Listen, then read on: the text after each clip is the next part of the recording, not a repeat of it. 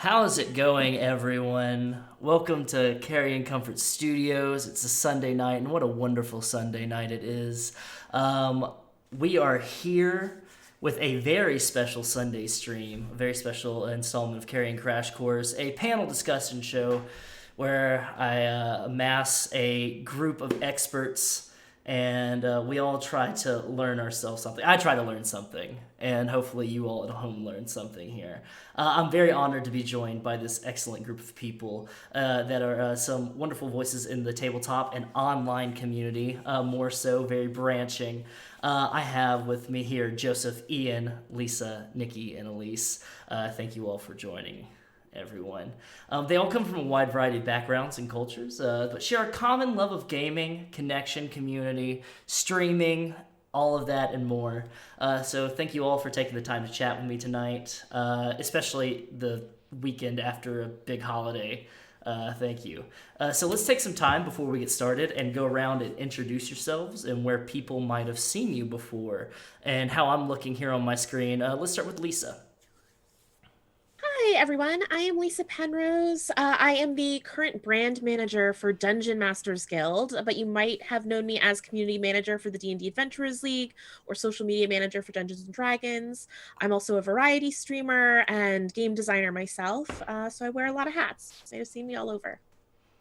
Just all over the place. You can't help but respect it. All right, and next, let's have Ian. Oh no. I am the most underqualified person here. No, I'm the co-founder and VP of strategy. Yeah, shut up. VP of strategy for Gehenna Gaming. We're a multifaceted horror tabletop gaming company. We run gaming events. We now run conventions as of 2020, and a whole lot of other stuff, running games for people, individuals, companies, etc. But also just recently started to branch into game development. So that's a thing now. And I, in addition to being VP of strategy, I'm also the community manager, and I run both our Twitch channel and our Discord community. Excellent. Just all over the place. I love it. I love staying busy. I love somebody that stays busy as well. Next, let's have Josephine. Hi, I'm Josephine. You may have seen me on various Twitch channels, such as Geek and Sundry. I was on Funny or Die for like 6 months, and shows such as, I'm terrible talking about myself, let me just preface this. LA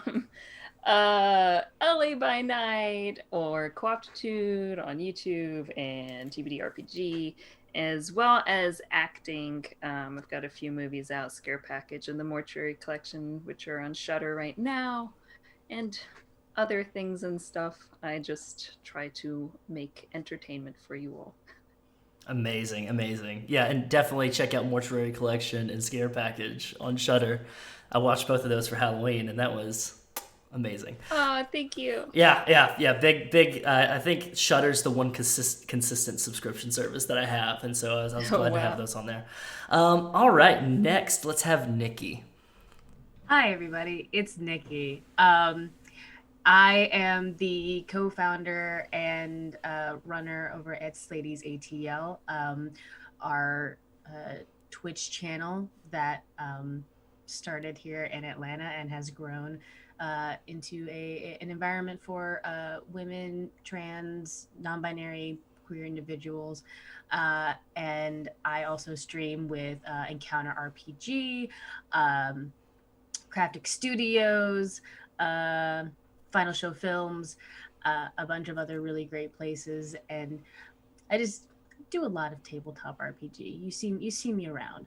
I'm also big on Twitter and run this lady's Discord as well.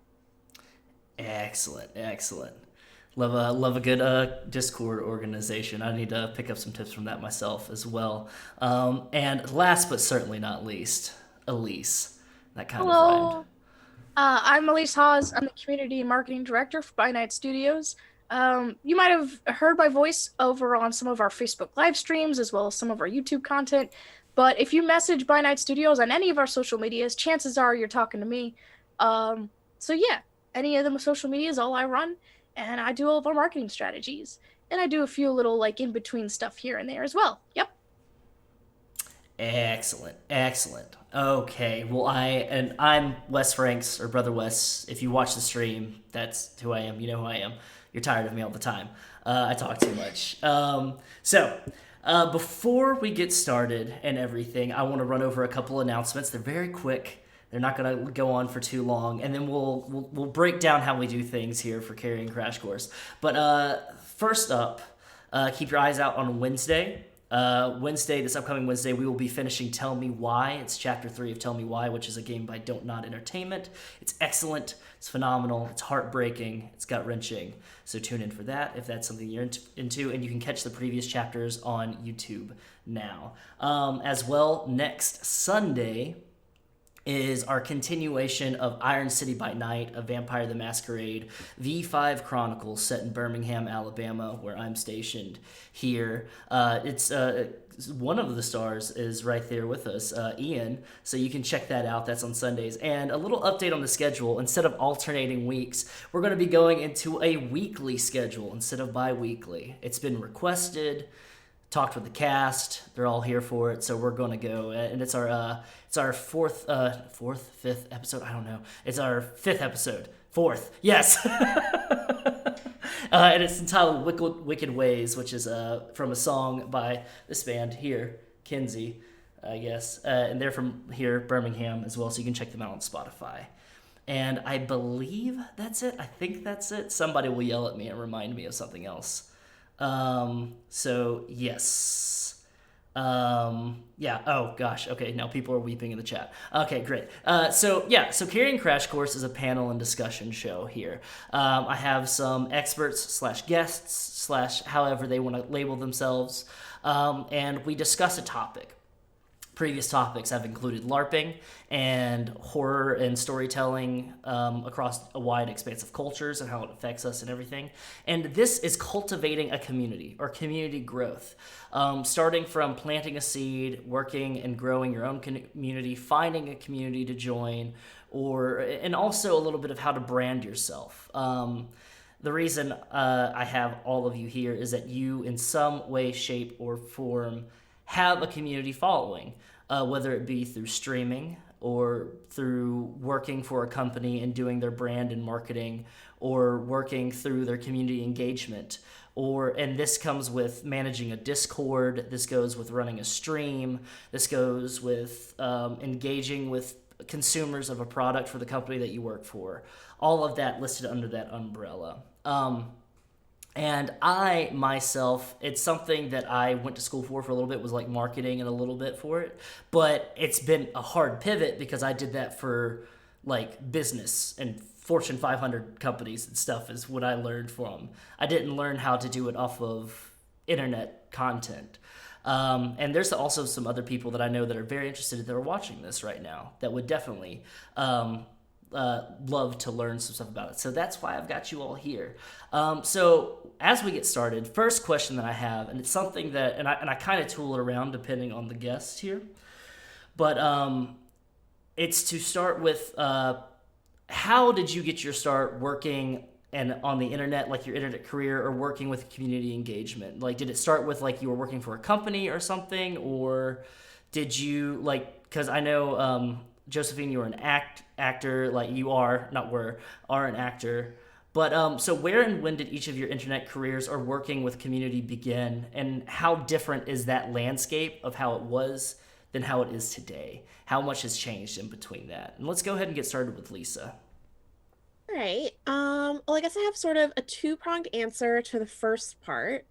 I'd say even before I started playing D&D 4 or 5 years ago now, I was working in marketing, which included social media management. So I was kind of working on the internet for quite a while before I found D&D.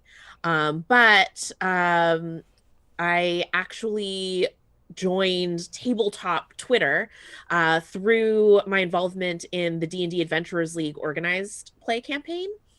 they had like a quest card that DMs could get rewards for, and one of them was tweeting about the quest card. So just made a Twitter account one day, had no interest in Twitter before that, and lo and behold, got hooked on this awesome community, and that was sort of the start for me. Excellent. The nightmare hellscape that is Twitter, which I'm sure we'll be talking a lot about Twitter and all the ins and outs of its uses and its misuses here. All right, and let's just kind of go in the round there. Let's Josephine. I got started because I'm laughing because he's visiting right now. My friend Ryan was streaming. He would stream with his sister, and he was one of a tabletop gaming friend. I would always go around weekly, and I was like, what the heck, what is Twitch, what are you doing, people are watching right now? I was separated I didn't understand. I was totally in the dark. I mean, this was probably about 7 years ago now, I think 6, I don't know, I lost count. And at one point he was like, oh, just come on, come play with us, come on. And so I started by getting on his stream, and then I was like, oh, this is fun, and I'm playing games anyway, why not stream it? And I can engage with the community who in my mind is going to be consuming the same kind of I like to do genre film work, so it's the same kind of content, same kind of audience, same kind of people that I want to appeal to. So I was like, this is just, all part of the same people I love. So it was just another avenue to do that. And it wasn't till I was just doing it casually, right? Whenever I would play, and it was like very small, just like off my laptop that would crash every 2 seconds. And then when I moved to LA for acting, Ryan's sister is Felicia, who owns Geek and Sundry, and so that's how I started working at Geek and Sundry. I was like, hey kid, can I come by and like help out, do anything? I started moderating for them whenever they first launched their Twitch channel, and then from there, when I moved out, I just started doing on-camera stuff. Excellent. So you're there like right at the beginning of GNS. Yeah. Oh wow. As back, not too way back in the gap. That was it's the beginning of its Twitch channel. Oh, it's Twitch channel. Yeah, it was its whole thing before. Excellent. All right, and Elyse, how about you? Sure. I actually have a really short story. I'm not very old. I'm like 21. So about 2 years ago, 3, I started LARPing when I got to college. So right when I was about 18, 4 years ago, I started LARPing. I'd always had an interest in it, but I only played like D&D and Pathfinder. But then fast forward, my friend was like, hey, you played that silly game on Steam. What was it called? And I said, oh yeah, Vampire the Masquerade Bloodlines. That's what it's called. And he was like, great, come to this LARP with me. And I went, that sounds like fun. And then you fast forward again to where I moved from Texas, Dallas, Texas, where it was my first group. I moved to Orlando, Florida, and I happened to run into a guy, Ryan Autry, who's our president now. And I made a character and made ties with his character. I was sire, he was child, and we played Last Cron together. Then he was like, hey, I bought By Night Studios. Do you want to be our marketing director? Like, do you want to come over here and do a thing? And I was like, that sounds great. Because I was 20 at the time, and I was like, oh, big boy job. And I just started doing that, and I'd always been on social media. I mean, I was born with MySpace was going the way of the dinosaurs. So I had grown up with it. I wasn't always on it, but like I'm on TikTok, Instagram, Twitter, Tumblr, you name it, I've been there. And he was like, hey, you're young and hip and no memes. Come run our social media. And I was like, okay. And he's like, do you know anything about marketing? And I said, not yet. And boy, do I now. And then, now I've done this for about a year and a half or so, about a year, ever since we took over. And it's been a bumpy road along the way, but we're starting to really make some headway on this, and I'm having a lot of fun doing it.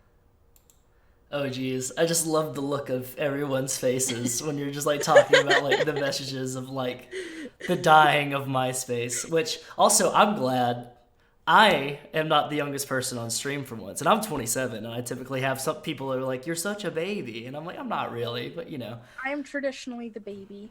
which is Yeah. weird because every time I go to a LARP, they're always like, "Hey, we're all like 37 except Elyse," and I'm like, Well, speaking of tears in the rain and things fading like memory, and somebody who remembers everything from the beginning, Ian, why don't you tell why don't you tell us about your how'd your internet career begin and working with Well, hold this on. whole Let me go get my walker. Back in my day, when the internet was born, because actually, yes, it goes back that far. No, seriously, like back in the 90s, honestly, I did like forum moderation because I was super into online gaming. So that's kind of where it started for like community stuff. But then after I graduated from college, I pretty quickly went into marketing, content, blogging, social media. So I've always worked within this space. And then just kind of marrying that with gaming was a really natural move when we started getting into gaming and started really diving into the online presence of it, because we originally started off as a local gaming organization. And, then there was a pandemic. So, but yeah, I grew up with the internet, it's probably 94, 90, 96 is when I started like doing forum moderation and community stuff online. So, and just a quick sidestep here. it's also past my bedtime. So, oh goodness. Oh no. Okay, don't start with that. I've seen you stay up late before. All right. Take some vitamins. It'll be okay. But no, I'm just kind of personally interested. So you did forum moderation, stuff like that. So do you have experience with like working with like MUDs and everything like that? I don't know. There might be some people in the chat that know what MUDs are. Who remembers MUDs? Multi-user Yes, dungeons. Yeah. It's old. Yep. Old. That was like one of my first experiences before I even knew what D&D was. Yeah.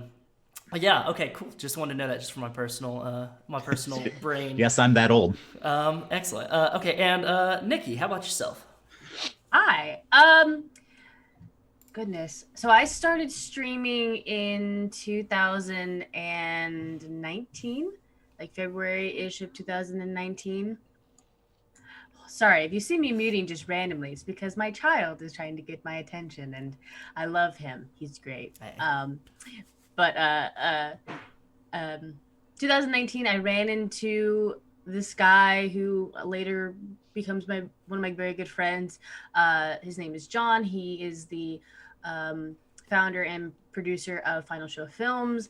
And I literally just like walked into a bar and I was just like, so Dungeons and Dragons, and like 3 or 4 people just like sidled up next to me. We're just talking D&D. And he was like, I run a stream.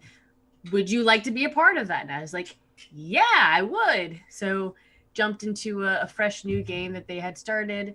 And I had a terrible camera and like a really bad, like detachable microphone for my headset. And that's where the streaming part came in. The community part came in later that year, or the year before, 2018, where I started doing one-shots with a group called ATL D&D. Their original name used to be Atlanta Drunks and Dragons. They were just a group that sat up in a bar, had drop-in games. You just show up. They already had the dice and the pre-gen character sheets. You just come in and you start playing. And I loved that. I loved that feel of just you're out drinking with friends and you see some people play games. It's very beginner friendly. So just literally walk over, listen for a dungeon master that's running a game that sounds cool, and just play. So I thought that was awesome, and played a bunch of games with them. And then they started doing like bar crawls, and then they started doing charity events, and I was getting into that, like all of that. And I love doing that. And that's where Slady's Night happened, 2019, where we ran a charity. We ran women-led gaming tables. At the time, I think we ran 20 24 over the span of like 5 days. Tables that were run by women, and all the proceeds went to Girls Inc. of Atlanta. We were going to do a bigger version this year in 2020 before COVID happened, where we were not only going to have the run tables for those 5 days, so 24 DMs during that time, but then another 24 women dungeon masters on like a bar crawl. Like that was our biggest event. It was going to be huge. And I'm a little sad that it didn't happen, but we decided, you know what? We'll just take it and move it online. And that's where we are now. Amazing. Yeah, I'm glad you're able to adapt a little bit, and I'm glad a lot of people have been able to adapt. Some people haven't been able to, as we've noticed, but some have been able to. And we'll talk a little bit about more of that later. I just want to remind the chat, if you have any questions for the panelists or anything like that, go ahead and hit highlight message or just try to put question in all caps, and one of the mods will kind of capture it, and I've got a chat off to the side, and I can kind of work them in seamlessly here. And just kind of going off now, anybody can hop in whenever you want to. How different was that landscape when you first started compared to where you're at now? I know, Nikki, you said here, like you've kind of had to transition a little bit more online focused as well.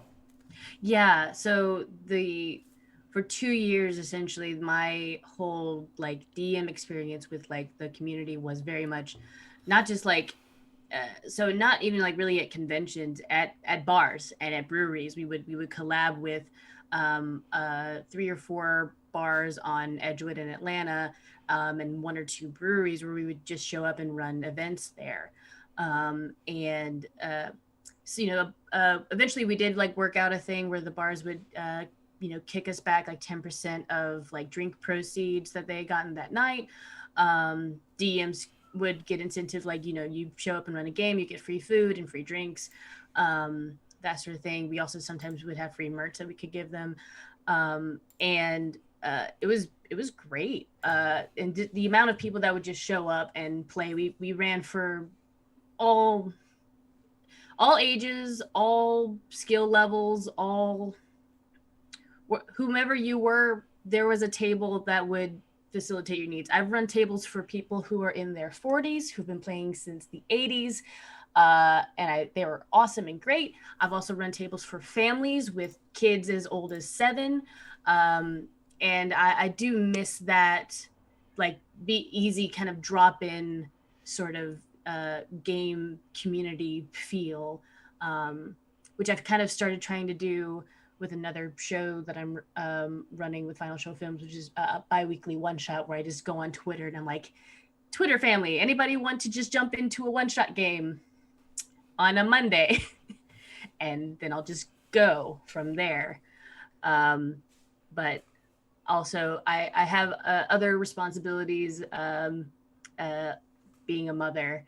So that takes up a good portion of my energies on that side, but I also enjoy the move online was not as like, I don't know, it just didn't feel as like forced as a lot of people I feel have made it seem. But I also, this isn't I guess this isn't like my job, this is just my hobby and I love it, and I will work with people, but it's also not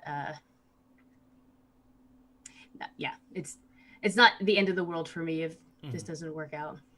Yeah. But I'm glad that people enjoyed and like seeing my face and all the goofy shenanigans that I like to bring out to the interwebs. Well, the hope is to one day pivot towards making it your full-time job. I mean, I know that would that's be wonderful. that's always what I'm trying to look out for. Anybody else?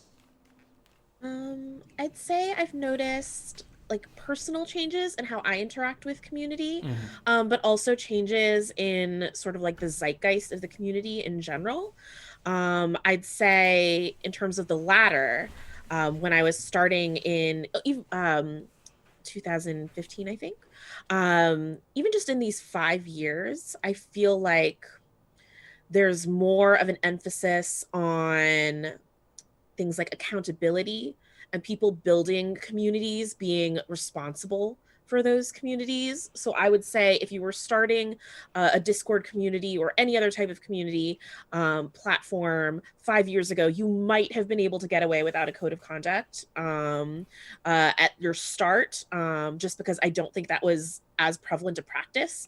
These days, I would say you absolutely, and I'm sure we're going to talk about those more, that you absolutely 100% kind of need one.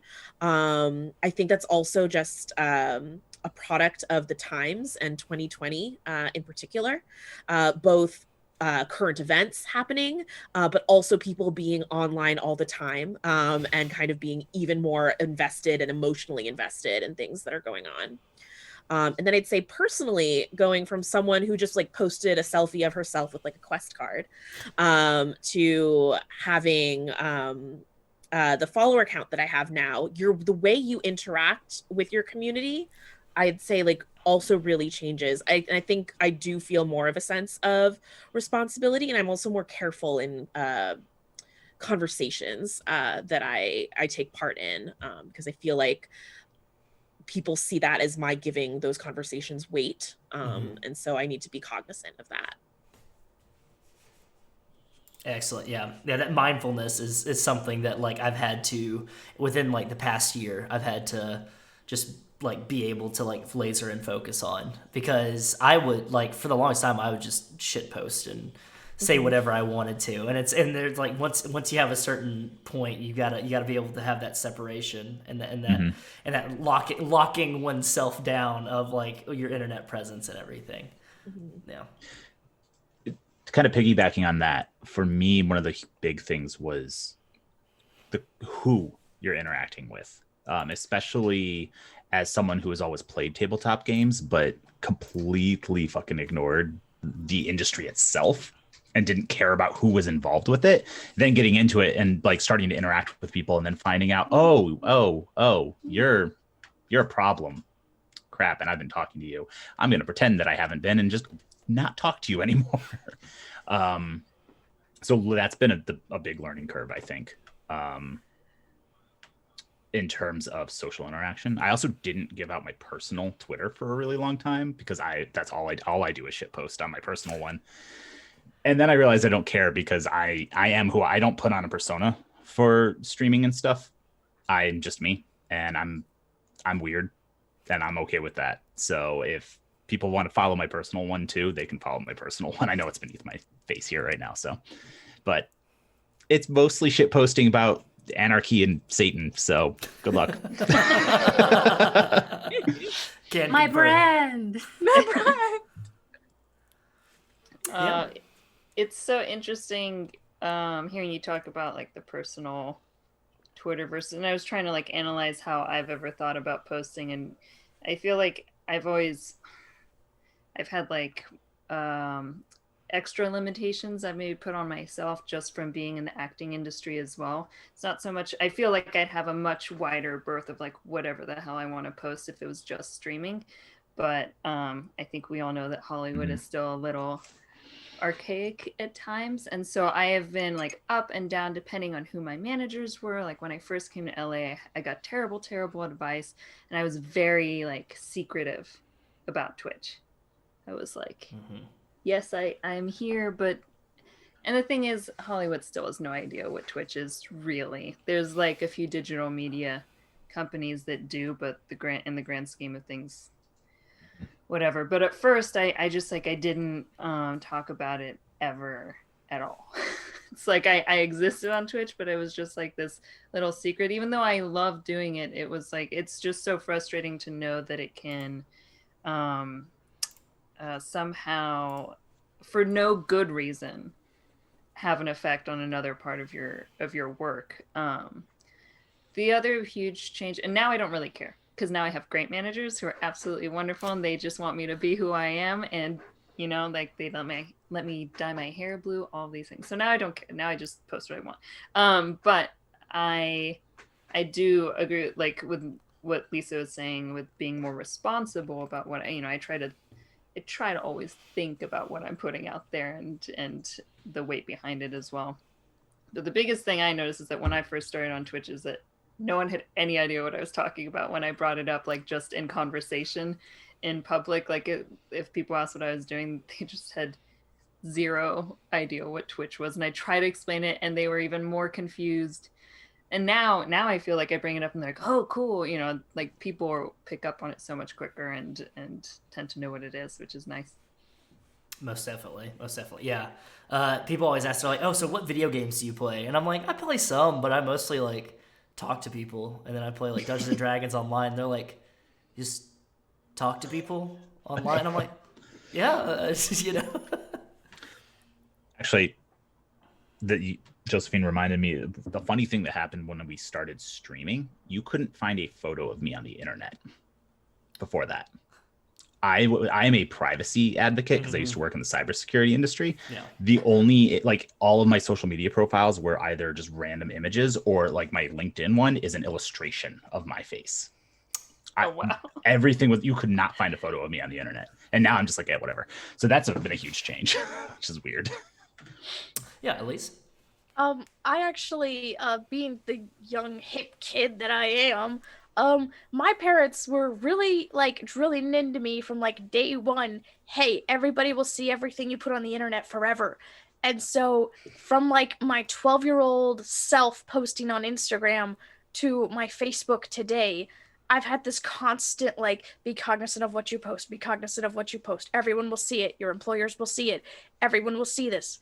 And it's true. People will find it, no matter what it is. If you've posted something 1,000,000 years ago and you're like, hey, I ate an apple once, they'll figure it out that you ate an apple. And so I've been really lucky in that sense. But I also get really lucky whenever we bring on anybody new onto our staff. My boss goes, hey, Elyse, guess what you get to do? And I get to go through all their social media for 10 years. Yep, I'll see you in 5 hours, boss. And so it's true. People go through your social media, especially when they bring you on a team, because they want to know who you are. And sure, you can write whatever you want on your resume, but your social media, that's you. That's who you choose to present yourself to the world on a day-to-day basis.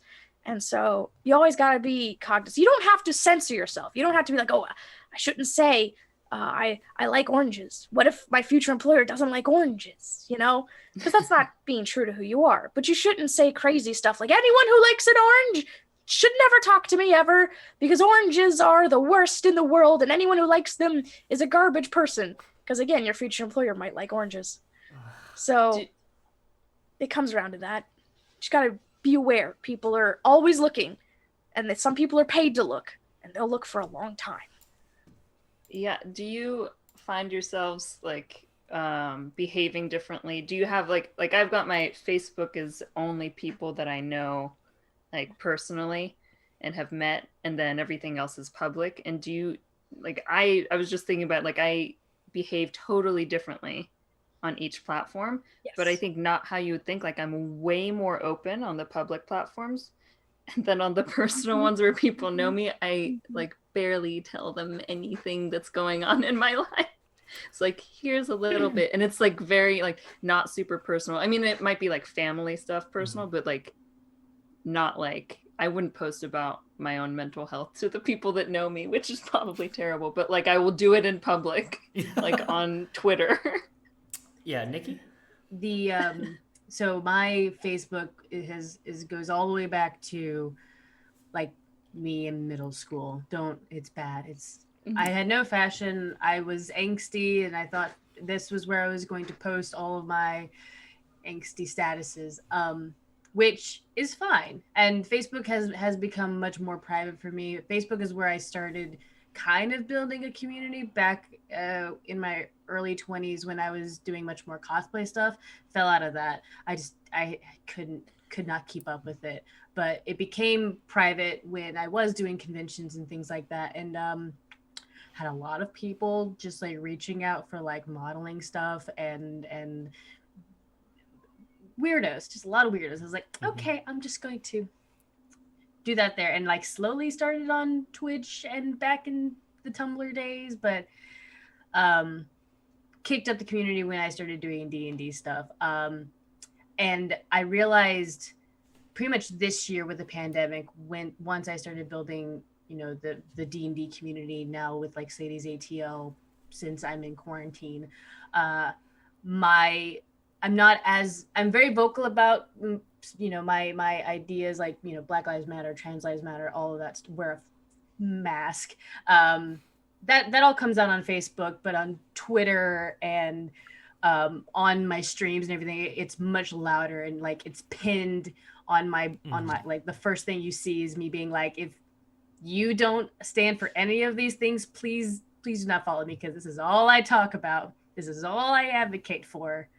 And like most people on my Facebook do know that, but it's not as like in your face. Facebook, I'm much more the meme queen on that site. But yeah, I just being in quarantine made me realize like, oh no, yeah, I need to have a brand and like make it very vocal so that other people who are bored on Twitter don't come over onto my page and assume things about me. I agree. Yeah, like all points made. I agree. Facebook is for the homies. It's very private. It's locked down. And then LinkedIn is very professional. And then Twitter and Instagram is like a marriage of the two. And it's why I have a separate Instagram and Twitter for this stream.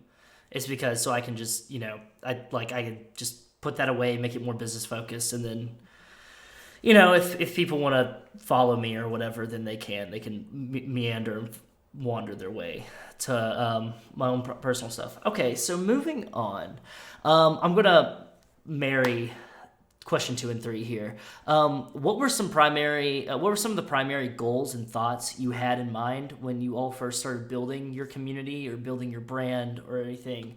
And did you start with a clear mission statement or community rules or code of conduct, or was it more off the cuff? Was that something that you had a hard line for when you first started out, or was it something that just kind of developed later?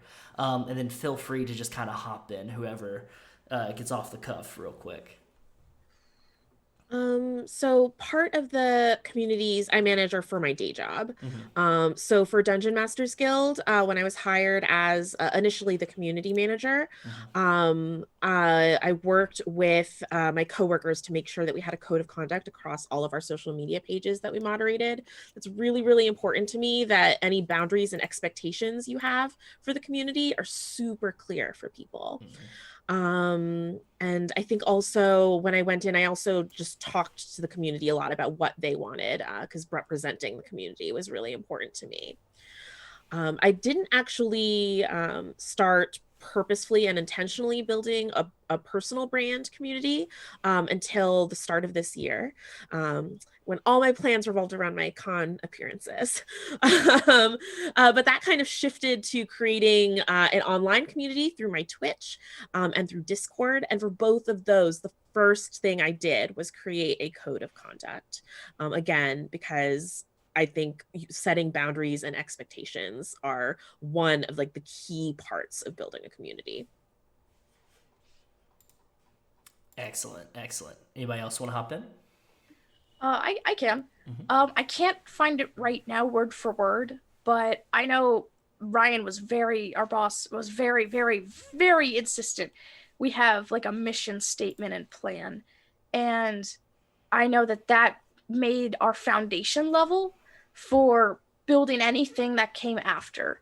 So when we had our mission statement and we had everything laid out, and our mission statement in summary is basically just like build and create more LARPs because it is one of the coolest, if not the coolest hobby in the world. At least we think so.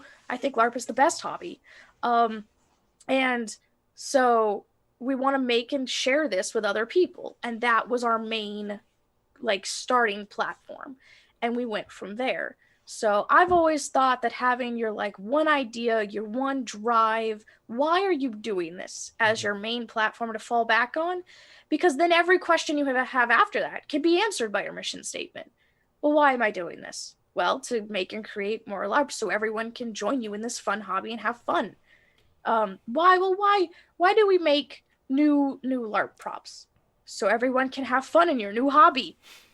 And so having a mission statement, whether that's I want to share D&D with the world, or I want to have a place for trans people to exist in my nerd community, or I want to have a place where little kids can start to learn D&D from a young age. Whatever it is, having your base like flatline, this is the end-all statement, and whatever goes with this statement stays, whatever doesn't leaves, I think has always been a great idea to have.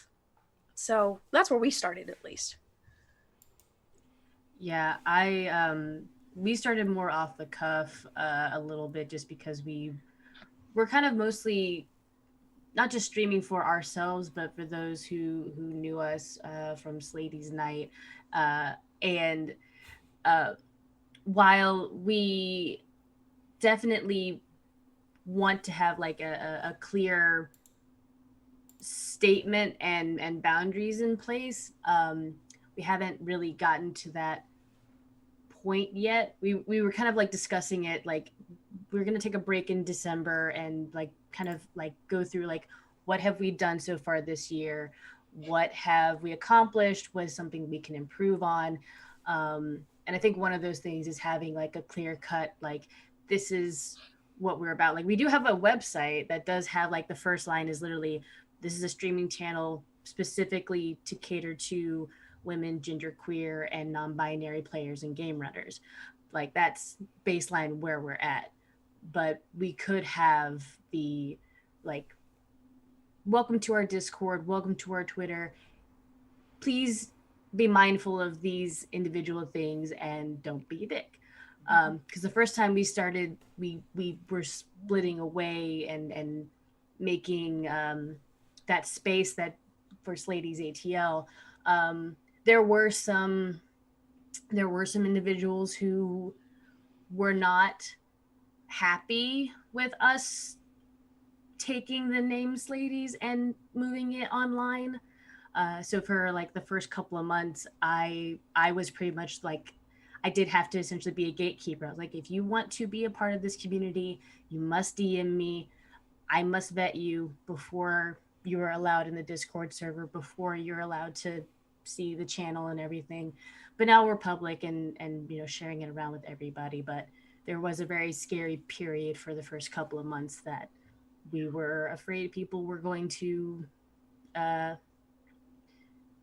try to shut us down, like before we even got our feet off the ground.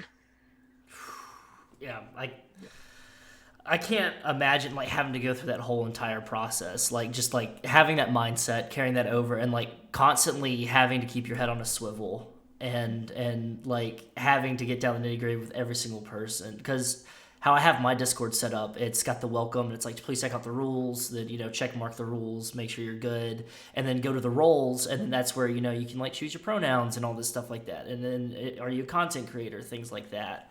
And like that was an easy way for me, but like having to like vet every single person. And like for the stream games that I'm running on the stream, at the very top of the form, the application form, it says, and this is how I do my vetting for like being on stream and everything like that for the games. It's like, if you don't support BIPOC, LGBTQ people, or, you know, if it like women playing or any of these groups, these marginalized groups playing, if you don't feel comfortable sharing space with them, if you don't want to help lift up their voices or support them or anything like that, then need not apply. It's the first thing. And it's like, and you have to click that to make sure it's like, do you agree with this statement or not?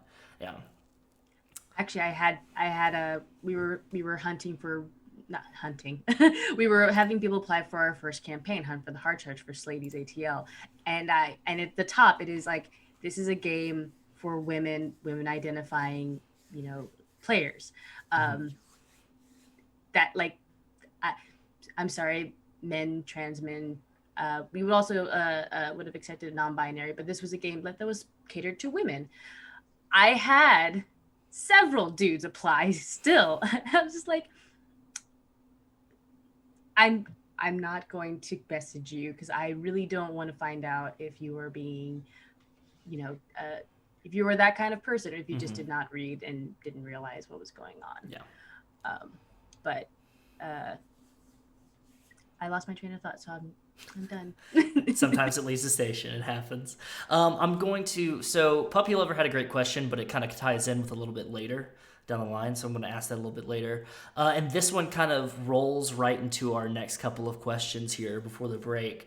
But Ellie A. Collins had, aside from building a safe place for everyone, which we will talk about safe spaces and everything like that, what do you think is a core tenet of creating a flourishing community, one that you want to see build and grow and thrive? Elyse. I was doing the add a character symbol. I apologize. No, you're fine. But I think if besides obviously making it a safe space so everyone feels comfortable to be there, I think one of the most important things you can do to help build a community is what we call constant communication.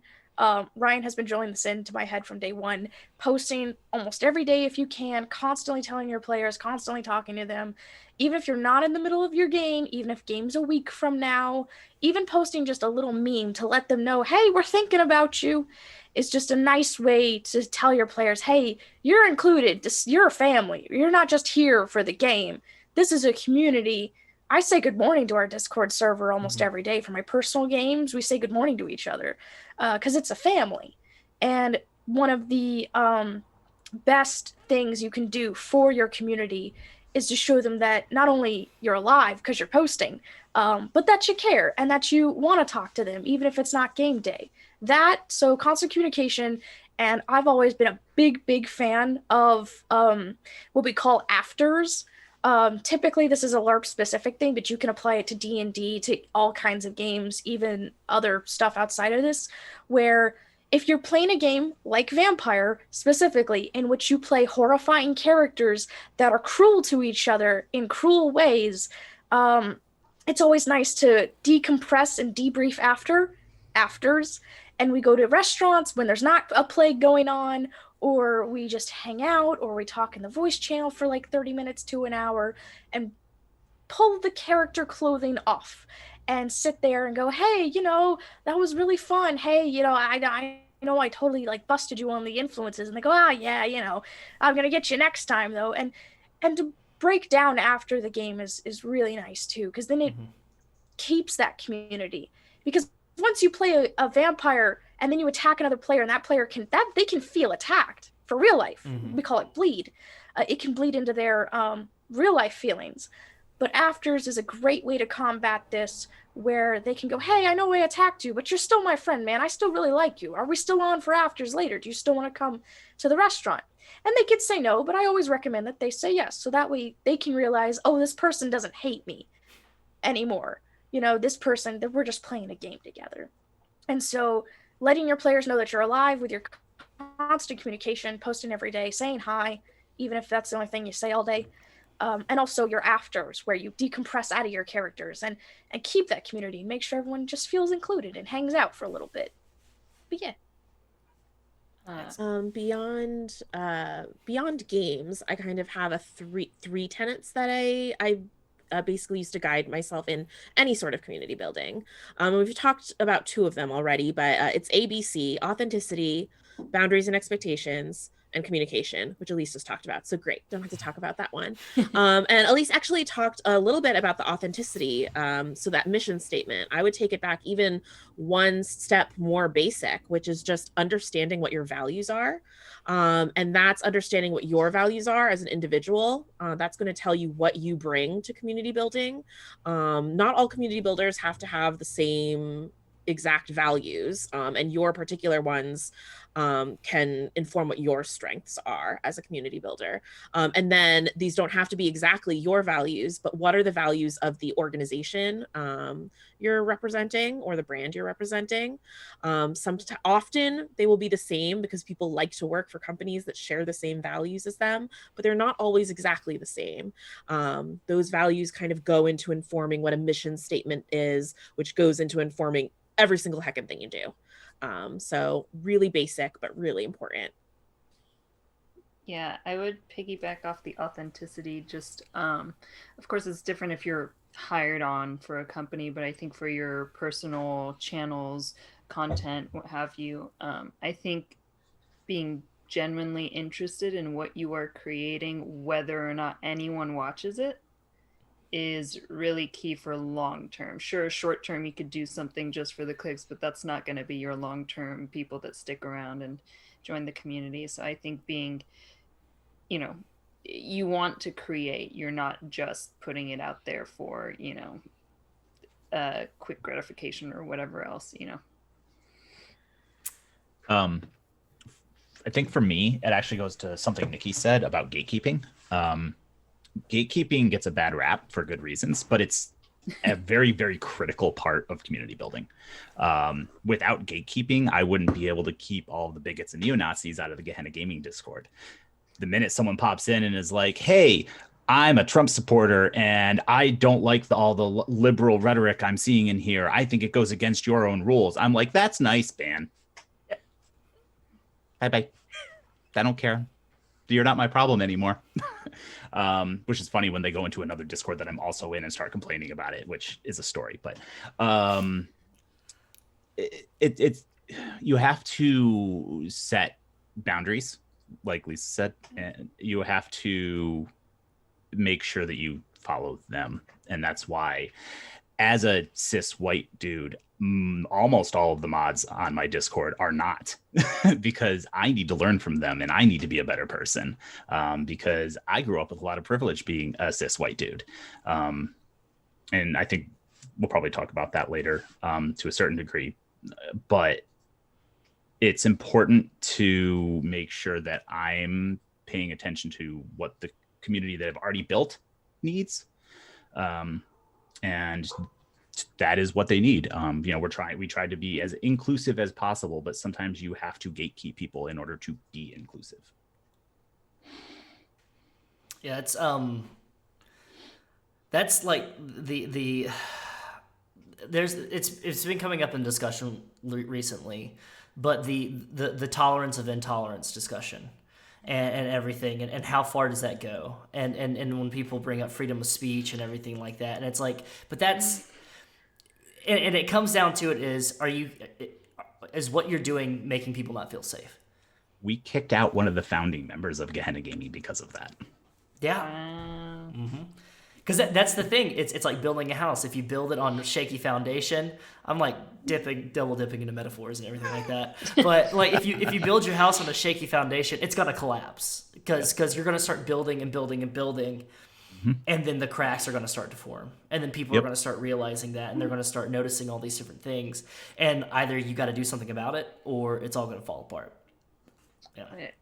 I feel lucky because I realize that you all also have like sort of companies to think about, whereas I'm just kind of thinking about like, do I want this person here? And so it's very easy for me to just be like, no, you know, fuck off.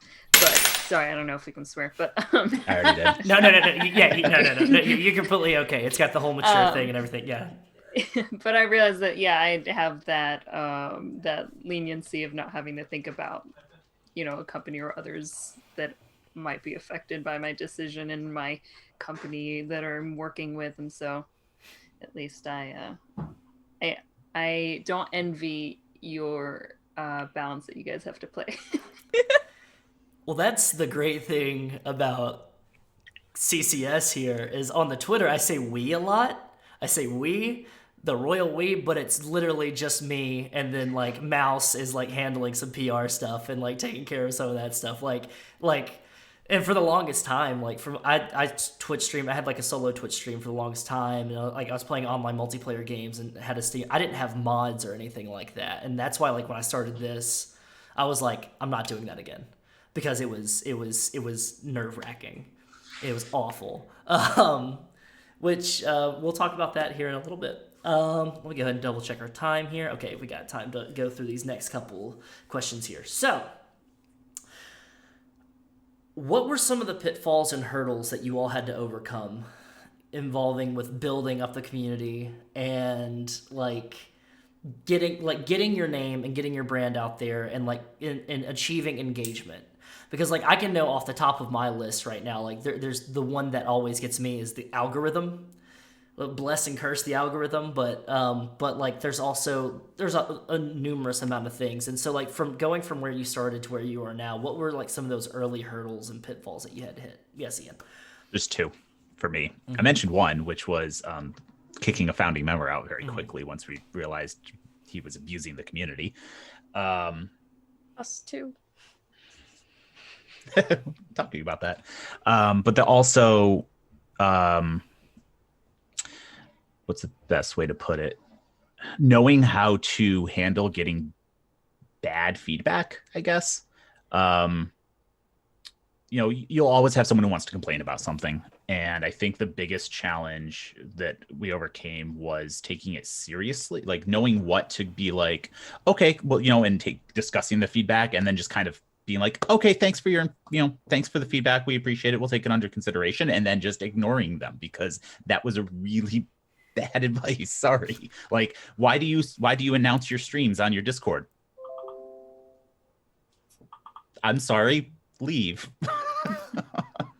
If you don't want to get it pinged, mute the Discord or leave. Those are your options. I'm sorry. Yeah, that person. Yeah.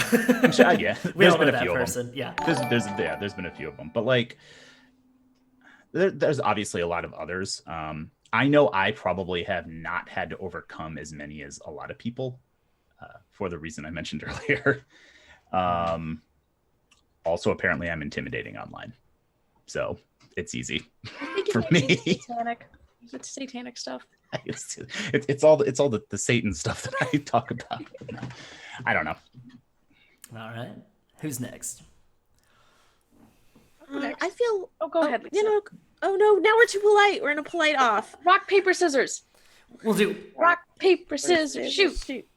Oh okay, no! Do it again. Both scissors. Rock, paper, scissors. Shoot. Both. All right. You go. You go now. Okay, I'll go. Yeah. I feel lucky that I haven't felt like there have been any like super major hurdles. I think probably one of the most discouraging times though was when I was producing a show for Dungeons and Dragons called Hell's Bells, and it was an all non-binary and femme show, and at the time D&D had its comments open for all of its videos, and everyone had really lovely or no comments except for our video, which had so much hate because we were one of the first shows on the D&D channel announcing our pronouns at the beginning of the show, and that angered a lot of people.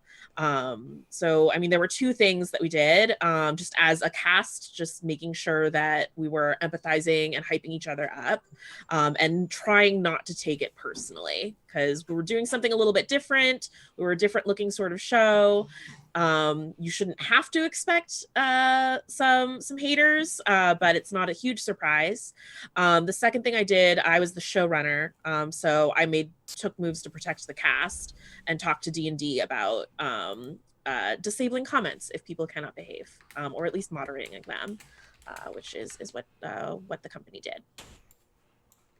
Yeah, that's it's something that I can't wait for, because we're starting up soon next year, like a all queer cast like stream show, and it's like I'm waiting for it, and like luckily the YouTube where I'm archiving everything and stuff like that, it hasn't gathered much steam yet, and I kind of hope it never does. I kind of just want to have it there, just like, hey, this is a place where you can go watch past streams. Let me just focus on Twitch, but like, because Twitch gets rid of your videos every 60 days, but like the comments every single day, I've got to look at something, like, because people stumble across a video or something like that and they watch it and then they just drop. I mean, people just hate bomb things randomly because it gives them some sort of sadistic glee. I will say our all LGBTQIA, I said that in the right order. Good. Stream is our best one, both in terms of like viewership, but also like just consistent quality. So, and doesn't get a lot of hate on YouTube, surprisingly, considering the high viewership it has. So I guess that's a good thing. I don't know if that translates over to other channels, though. Excellent. Yeah. Excellent. All right. Anybody else? We had a really interesting, fun time. By Night Studios specifically. We bought the company from the previous owners, but the previous owners were very much like, we are a book company. We publish the book. Here's the book. We're not going to do much else. Just take the book, go play the game, have fun, but we're doing other stuff. And I mean, that was fine. They're making the book. The book is our main thing. But we knew when we took this on, we wanted to be like a major presence in the LARP community so that we could kind of start to establish a norm, a safe norm, because a lot of the LARPs had gotten away with a lot of what we call missing stairs in the community. A lot of people who everyone knows they're kind of a bad person, but they let in the game anyway, and everyone just knows to avoid the missing stair. So we were like, hey, if we get more involved, we can set a precedent and we can be a role model for the community, not to get on our high horse or anything. But, if we celebrate Pride Month, all the other LARPs are going to look at the people who make their book and say, hey, they celebrate Pride Month. And so we were very much conscious of this when we undertook this. And so we looked at our main obstacle, which was resurrect this company and the name By Night Studios and drag it up from the we only make books to the we're going to be a front runner and we're going to be active almost every single day in our community. So we had to build a Discord from scratch, build our community guidelines, build the Discord roleplay system we have, build the Facebook again. We had YouTube stuff we had to start doing again. We built a link tree. That a lot of groundwork has to be done when you're creating a community. Even if you're creating something from the get-go, you've got to make your YouTube channel, you've got to make your Facebook, your Twitter, your Insta, your Tumblr, your Pinterest. It's all got to be made. It's all got to look uniform. You have to use the same profile pic for everything, and they all have to be interconnected, which means on every about, on every link, and on everything else has to have the exact same links. So for Twitter, we have the link tree that lists all the links. For Instagram, same thing. Facebook has everything listed individually. YouTube, every description has all the links to everything else. And I had to go through when we first grabbed this and make sure everything looked the same, update the new logos, introduce the new directors, test the water, see if people even wanted to hear from us anymore. To our wonderful surprise, people were excited to see us. And it was really interesting being kind of like the enchanted tiki room here under new management for the first time. And everyone was really confused too. I saw on Reddit, there was like, hey, is By Night Studios dead? Who are these new guys?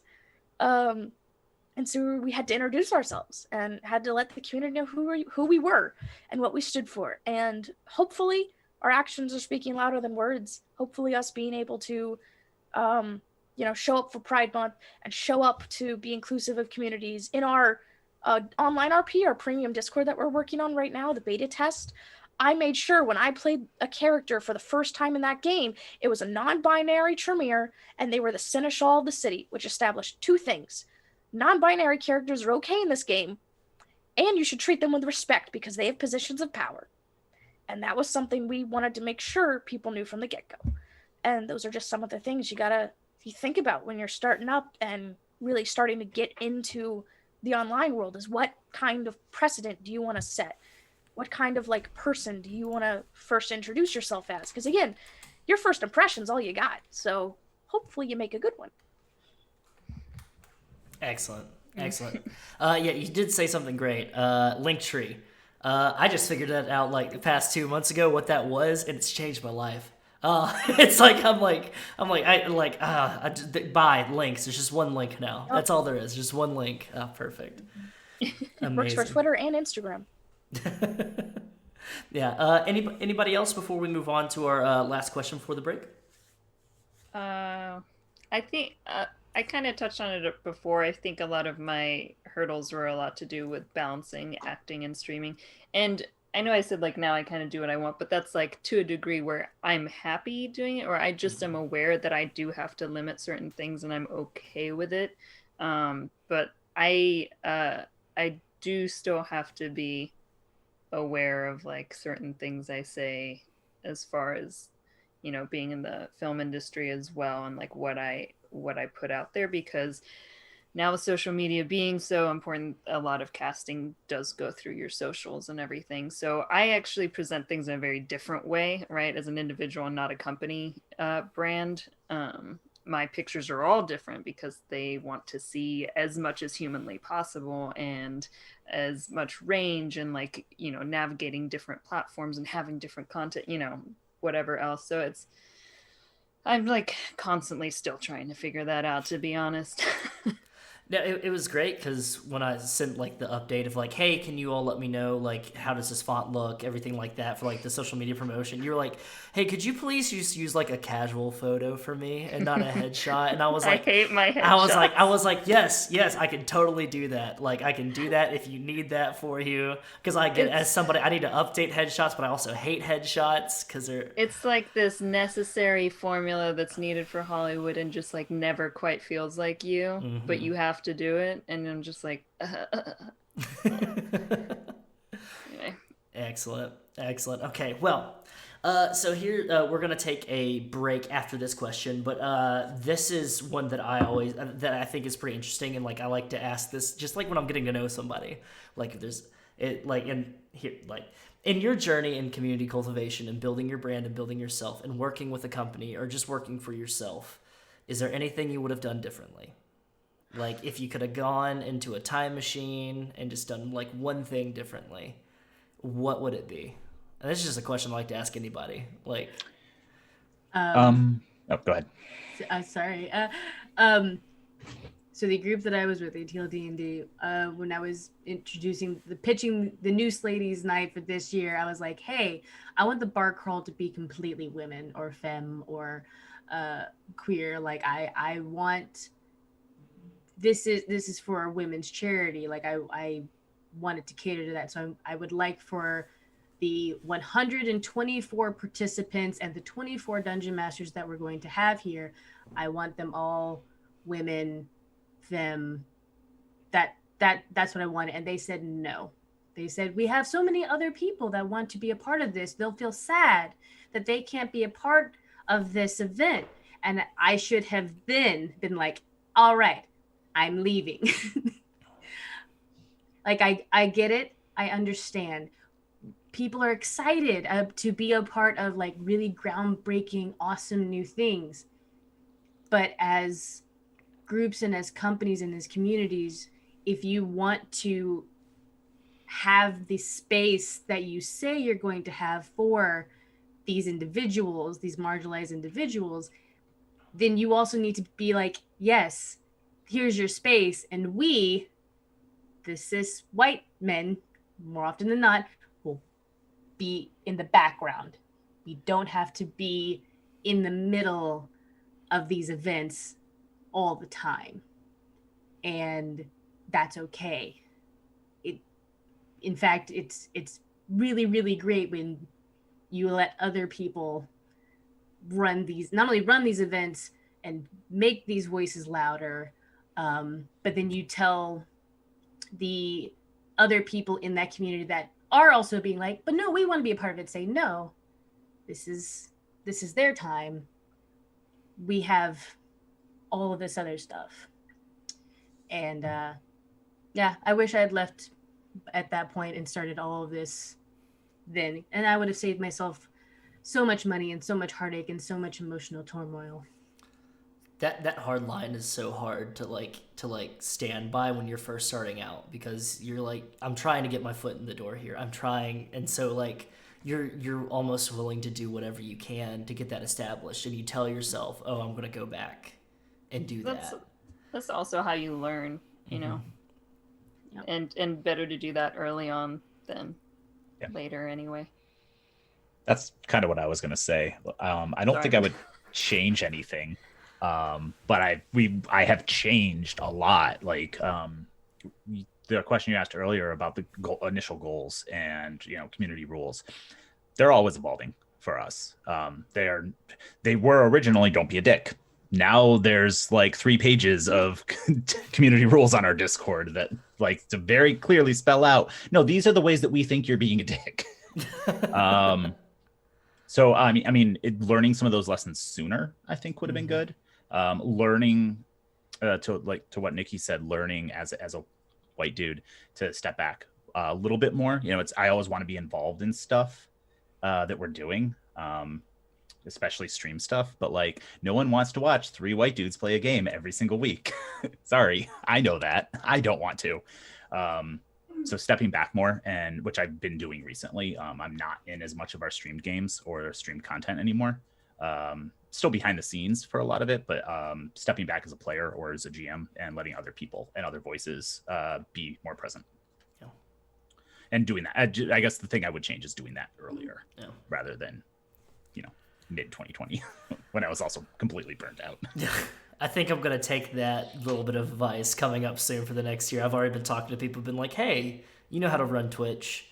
Would you like to run a show on my Twitch stream? And then like I can like handle production stuff behind the scenes, but like just let me like, go over. Just don't steal my people. Yeah, just I won't. Just don't steal my people. Oh, okay, yeah, got it. Okay, you got it.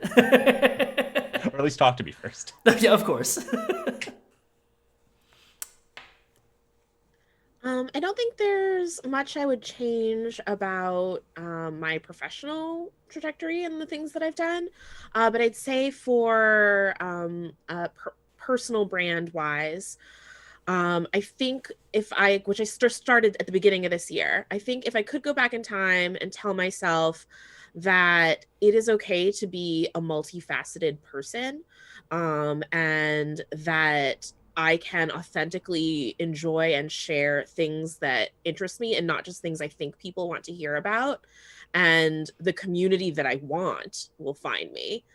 Which once I kind of had this, I had this whole charted out plan of what the first 6 months of my year were going to look like.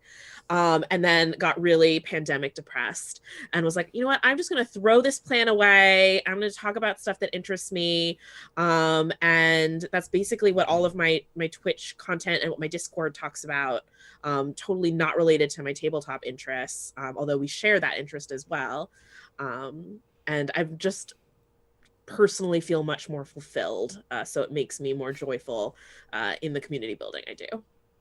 Yeah, that was when I started this whole thing, and it was pre-pandemic. It was January, I think. I don't know. Somebody will tell me or correct me. It was completely different. I was doing deep dives into things. I was doing research on stuff. I was talking about the history of things, and I talked about Shirley Jackson and stuff all this stuff like that. And there was a point where I was like, this doesn't interest me. I'm doing all this work and I'm not even into it. And I did the same thing. I just threw it all out, and I was like, I'm gonna start talking with people and figuring out what they're into, and I'm glad I did, because now I can have a space for people that know what they're talking about to come on and talk about it and be passionate about it and everything like that. And I can just worry about sound levels and everything. Well, that's why we diversified who was running so many of our streams, even our non-games, is because we wanted to do deep dives, but I didn't want to sit down and do that every week. And Nick was like, I do. And I was like, awesome, great, all you, buddy. I like doing interviews, so I will do the interviews.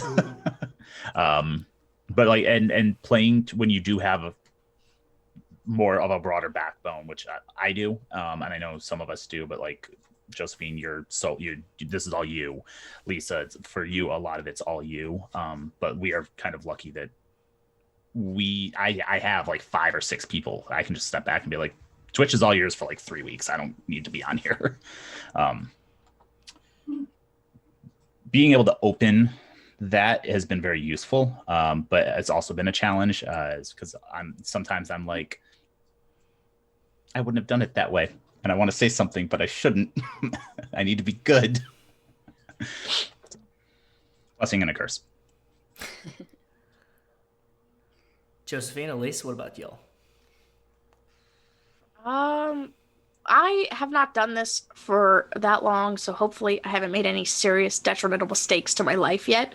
But on a personal level, I suppose it would be less worried about even now I still struggle with this, but I have this yes, I can be myself up to a point, but then I need to make sure the facade comes back on, the masquerade, if you will, because I need to look normal. I gotta fit in just a little bit. Otherwise, you would catch me outside just cosplaying as LaCroix 24/7, just suits all day, every day. I'm wearing one tonight because I asked you, Wes. I was like, okay, cool. What's the dress code? You were like, whatever you want. And I was like, I want to wear a suit. So I have been told by a friend of mine, close friend of mine, that I have equal but opposite energy as the suit kid in high school. And I am concerned and confounded by this statement. And I wish I had the confidence to lean into this a little bit more. Because I think equal but opposite energy means I am both powerful but the opposite. So I guess that's good.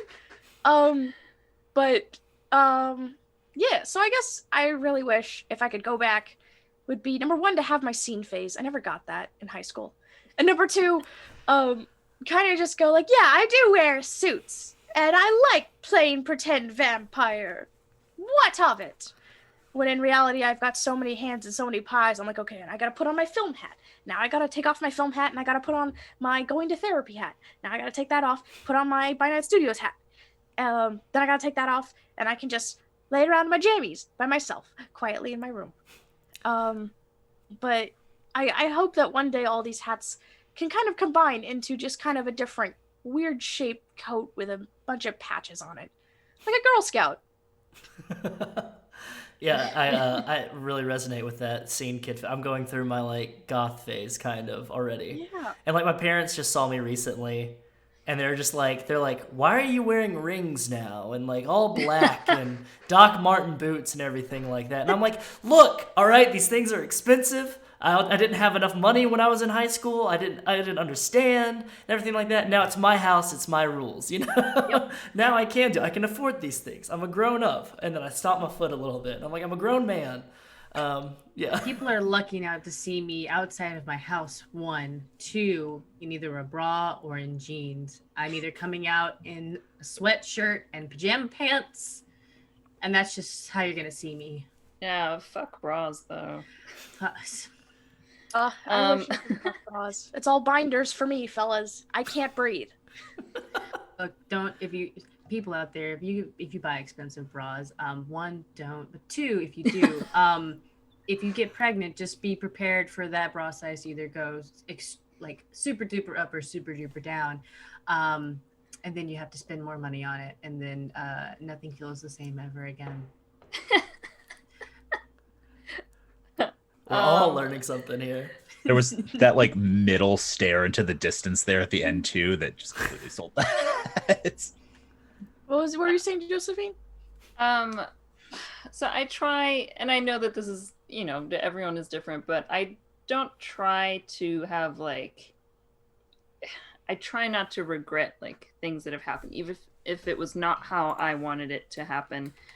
Because honestly, it happens every day. There's always going to be a little hurdle coming here and there and things that you can't account for. So I always try to just have it be a building block towards becoming a better version of myself. And that is, I'm just on this sort of not always linear, wobbly path where sometimes I forget to do that. But I try really, really hard to, even in some of the most hardest times of my life, to find the positive and to find the good parts and what I can take away from that. And that's kind of how I just sort of survive through things, survive through quarantine, had plenty of shit happening to me this year and in the past as well. And, Ian was talking about having a strong backbone as well. And like, for me, the streaming world is this like bastion, really like safe space, even with all the trolls, even with all of the criticisms, because it's like not even close to some of the shit that people say to my face in the acting side of things. So it's kind of like an escape for me. There isn't anyone like, luckily, like, talking about the texture of my skin in detail to me on a weekly, like it's a little bit different. So that's my safe space and where I come for support, and I hope to give it in return as well. So it's just really nice to have that. And so I don't know where I'm going, but I just try to find the positive in each hiccup I've had along the way, because they're gonna keep being hiccups. So I completely agree with that. Like and you can ask anybody that interacts with me on a daily basis. I am like a ball of anxiety and wired and like I'm a walking monster energy can, and like, but like I'm calm and collected and stuff on stream because it's the one part of my life where I have complete and total control. everything is in my hand. Well, for the most part, technical hiccups aside. Technical hiccups, if things like that happen, like during that charity stream. Like, there's, like, stuttering video, and I was like, oh, no, I'm gonna... But other than that, everything is, like... If somebody does act like an asshole, or they do say something like that, like about, like you said, the texture of your skin or anything like that, or how your hair looks or how your voice sounds, then you can just cut that out. You can because it's your podium, it's your playground, it's your sandbox, and so you're the one that kind of designates what kind of happens around it. Oh, that was good. Wes, what flavor? What flavor of Monster Energy? Energy? I don't know. Rehab? I guess. I don't know. It's the You're orange either can. rehab or just like original green. Just original green, you know. Remember, kids, monster cans is the work of Satan. You tip Right. a can up, and the no. devil laughs. Sorry, it's my favorite video. Oh, Every God. time Yeah, I I've just seen need it. Ian, is it true? It's true. Oh, yes, it is. Confirmed. confirmed. Excellent. Well, we are going to take a quick, let's see what time it is right now. All right. Okay, we're going to take a quick 9-minute break. I'll start my timer and everything like that. I like to keep in like things even and everything like that. So a 9-minute break. Get your water. Get you some snacks. Get you all that good stuff. Go use the restroom. Take a little bit of stretch. I know I'm going to. And we will be back very, very soon. Thank you all. Sit tight.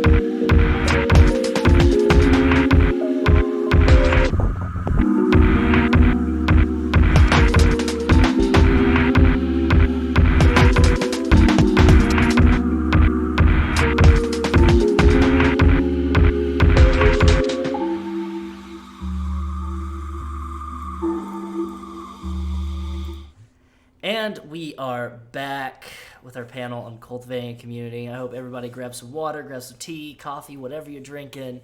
Maybe some Monster Energy. Hopefully not Monster Energy.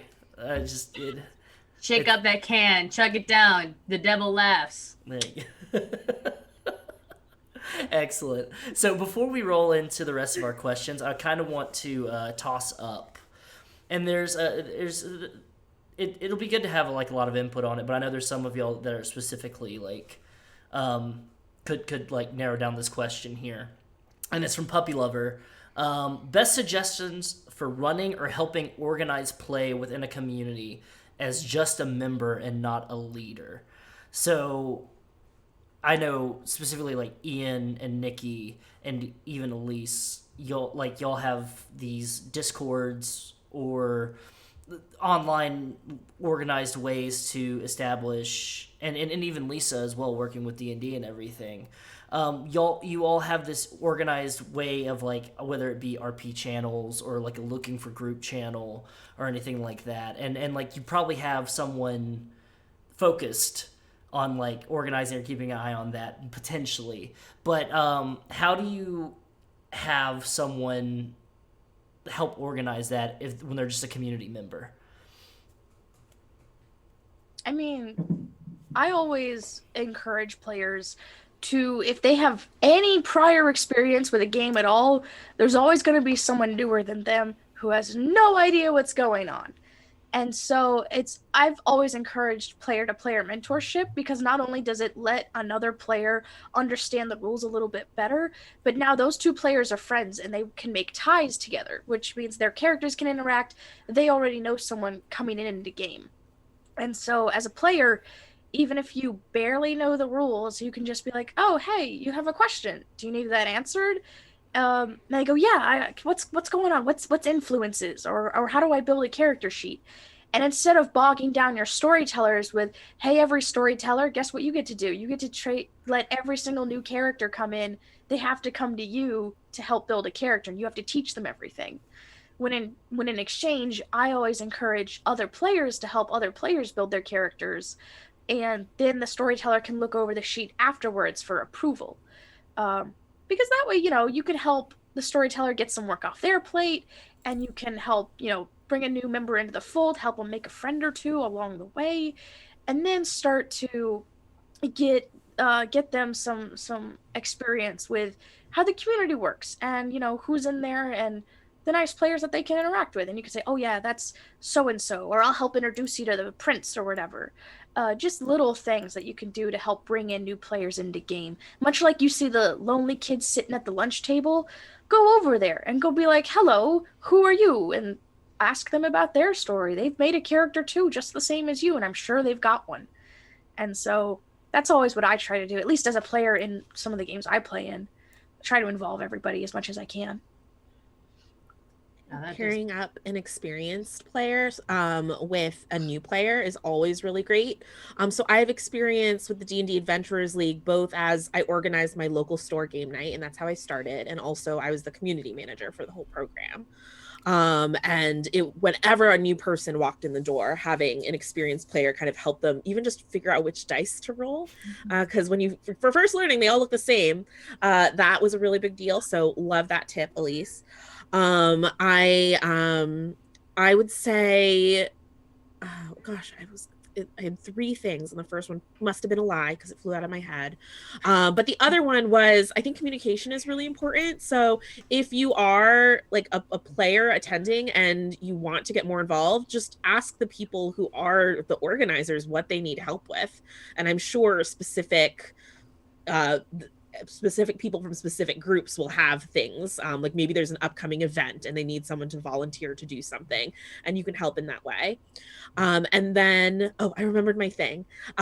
If it is a game like Dungeons and Dragons or another game that needs a game master, volunteer to game master or dungeon master, because organizers always need more people running games, even if it's not for a particular night. If they need a backup in the future, that is a huge deal. And then just being very obviously visibly enthusiastic and invested was always extremely rewarding to me as a local store organizer. So I think that even just that makes a huge difference. I echo, volunteer, offer to help. If you know how to do something and you think it might be useful, say, hey, do you need someone who does X? Worst case, they just say no. More often than not, though, they usually say, no, we don't need this, but how about this, though? Exactly. There's always holes that need to be filled. I hate saying that. Sorry. That's my players always give me about phrasing, and it's just every time. But yes, also those who are running games. I noticed something that both Elyse and Lysa said about having that experienced player helping the beginner players.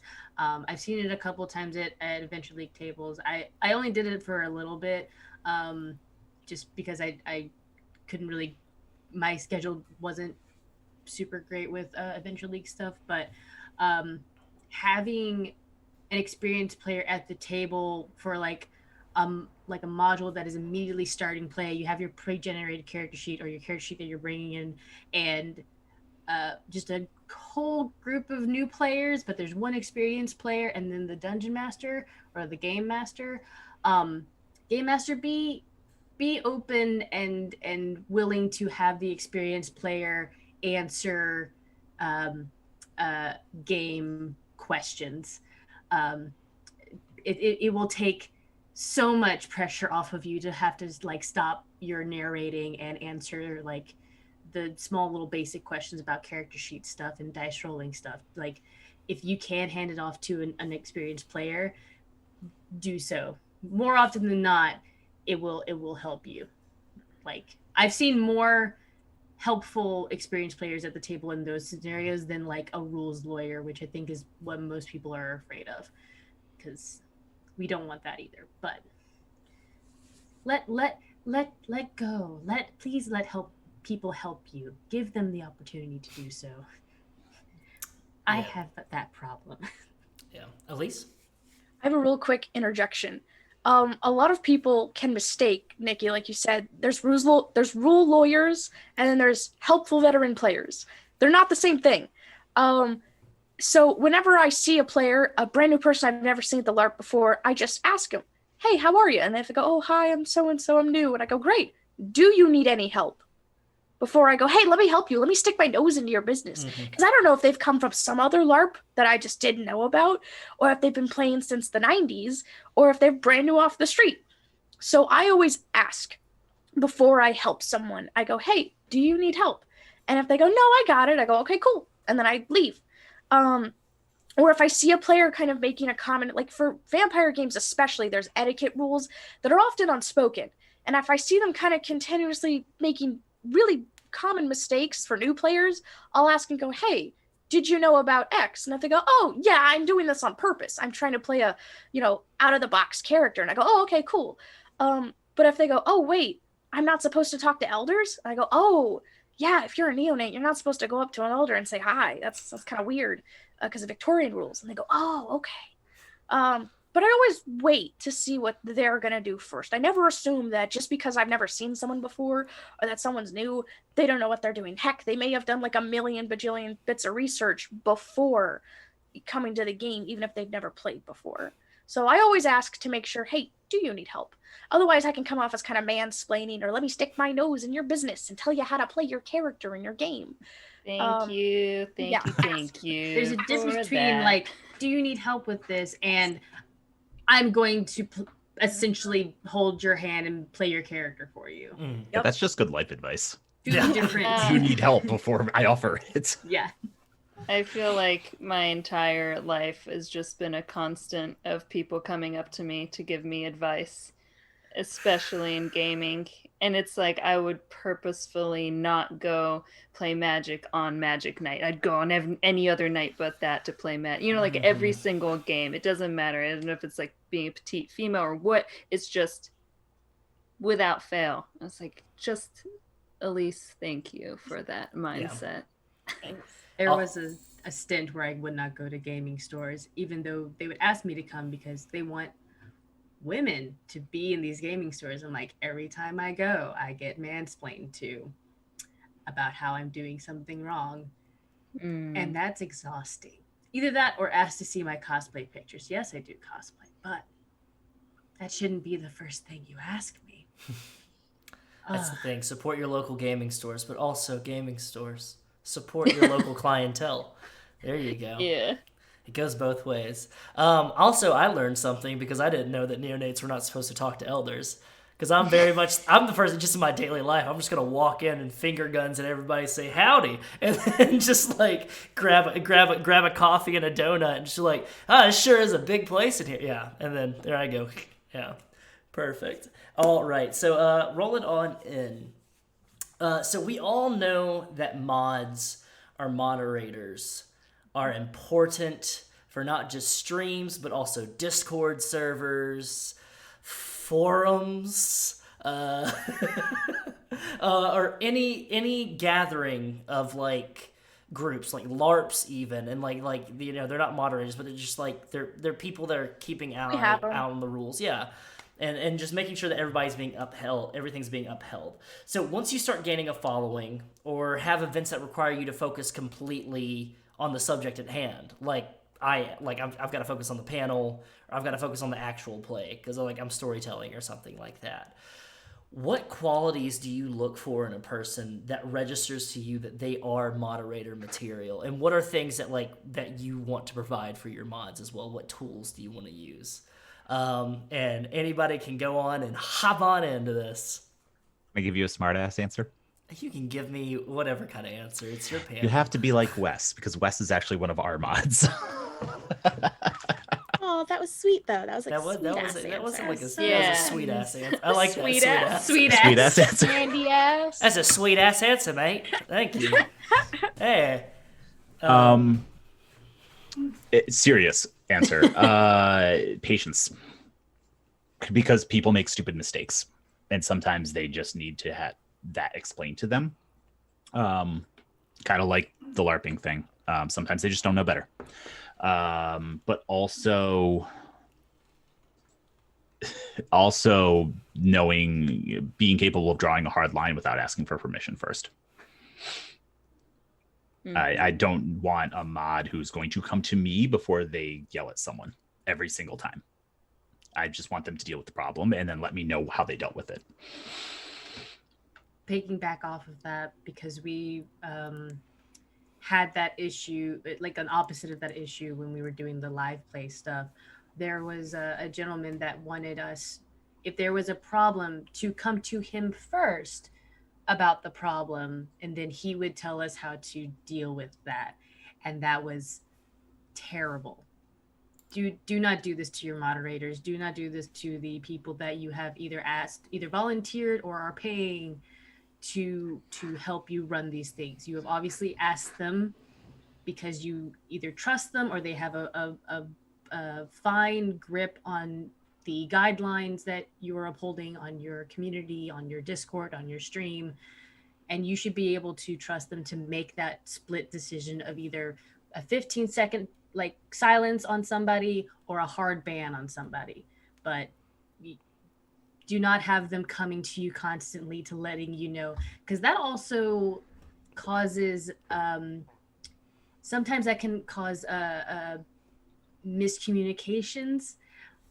Like, you don't need to know everything. Some things are not that important, but when you are the sole person that knows when all the issues are happening and nobody else knows, like, if something bigger is going on, that can escalate and turn into a much larger issue, which will have you either losing players or viewers or even losing your Twitch account because of people finding out that you have a certain individual that is bad.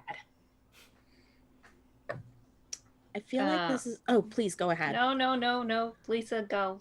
No, I lost the other, or I won the other rock, paper, scissors. So you have to go first this time. Okay. All right. One, I need them to have like the same type of sense of humor as I, because if I crack a joke, like I need them to have same value, same sense of humor. And really important for me is someone that sees me as a person. And I know that sounds weird, but like who doesn't just see me as Eva from LA by Night, or from, Person on Geek and Son, or whatever else, or someone, who sees me as an actual person, because I need to be able to communicate with them on a real level. Because the next one is someone that I can trust to be able to say like, hey, this is what's going on behind the scenes, and this is why I cannot talk about this subject that people keep bringing up. I have to be able to talk to them about all of those things, and sometimes it's really complicated, involves a lot of drama and whatever else. And so trust is just such a huge part. So like, yeah, them being able to just see me as a person, I think that ties into the fact that they are as much of a fan of the community, if not more so, than they are of me, and that is totally great. Yeah. That's a big thing that like whenever I'm talking to anybody in general, and I'm much more like I don't do a lot of like content wise yet. Hopefully in the future, maybe not, but like you shouldn't pedestalize. I don't think that's a word. We're making it up. We're gonna Bill Shakespeare it right now. Like you shouldn't pedestalize people in your community, because I have moderators not just to moderate the chat or the Discord or anything like that, but to moderate myself as well, to be able to call me out on my bullshit. So yeah, I completely agree, Josephine. Like, you got to see me as a person, flaws and all. And I ask them for advice too, or I tell them if something is like particularly stressing me out, or like, look, I might cry if someone brings this up, or whatever, like it's a lot. And so it's a special version of like what's needed. And I think that gets different maybe in a personal stream, right? Like yourself versus a company, right? But yeah. Excellent. Lysa? So I have an interesting relationship with moderators because it's like my day job. Any help that we get has to be paid, has to be compensated. Whereas I feel like a lot of times when people stream personally, my impression at least is that they're volunteer moderators. That has made it really difficult in my personal streaming to feel comfortable accepting moderators, and right now it's really only my very close friends for whom I moderate for their things. So it's kind of like that exchange. But I will say, in terms of tools to give moderators, everyone here, I think, has mentioned in some way that moderators need to feel empowered to be able to do their jobs. And it might sound like a broken record, but it's so important. Your code of conduct is what gives them the hammer, because they can always point to the code of conduct and be like, well, you have to listen to me because this is what you agreed to. And a good code of conduct is going to very clearly spell out what behavior is not okay, and maybe examples of what behavior is okay and encouraged. It should really clearly state that things like harassment are not okay. And further than that, it needs to state, what do people do if they see someone break the code of conduct? Who do they contact? What address do they contact? And then what are the steps that follow after that? Those are all the really important parts of really strong code of conduct. Yeah, that's I had an experience yesterday where I was moderating on the Discord for Gehenna Gaming, where I had an interaction with somebody that was making a post, and they brought up to a point, like they were using like flowery language, trying to navigate through the code of conduct and the rules and everything like that, saying, well, I didn't actually break any rules. Like, yeah, I'm being very nice right now. I'm being very nice and professional about this. He's a dick. And I was being very nice and professional during the interaction. It took a lot out of me. But to the point where it was like, at the end, I was like, no, you didn't do a specific listed rule except for one where you made somebody uncomfortable. You made multiple people uncomfortable, and that's what you did wrong, and everything like you've used your language, your funny words, Magic Man. You've used them to navigate all the other rules and not break them, but you did break that one. Like you have to. Your code of conduct has to be able to cover your mods' asses, like everything like that, and also like Ian. Like what you have us do in Gehenna Gaming, take receipts. if you're having to interact, take receipts, because some people can turn right around and they'll try to get you banned, or they'll complain to somebody, or they'll try to have something done against you in retaliation. It's happened. And I'm like, haha, I saw your conversation. Fuck off. To piggyback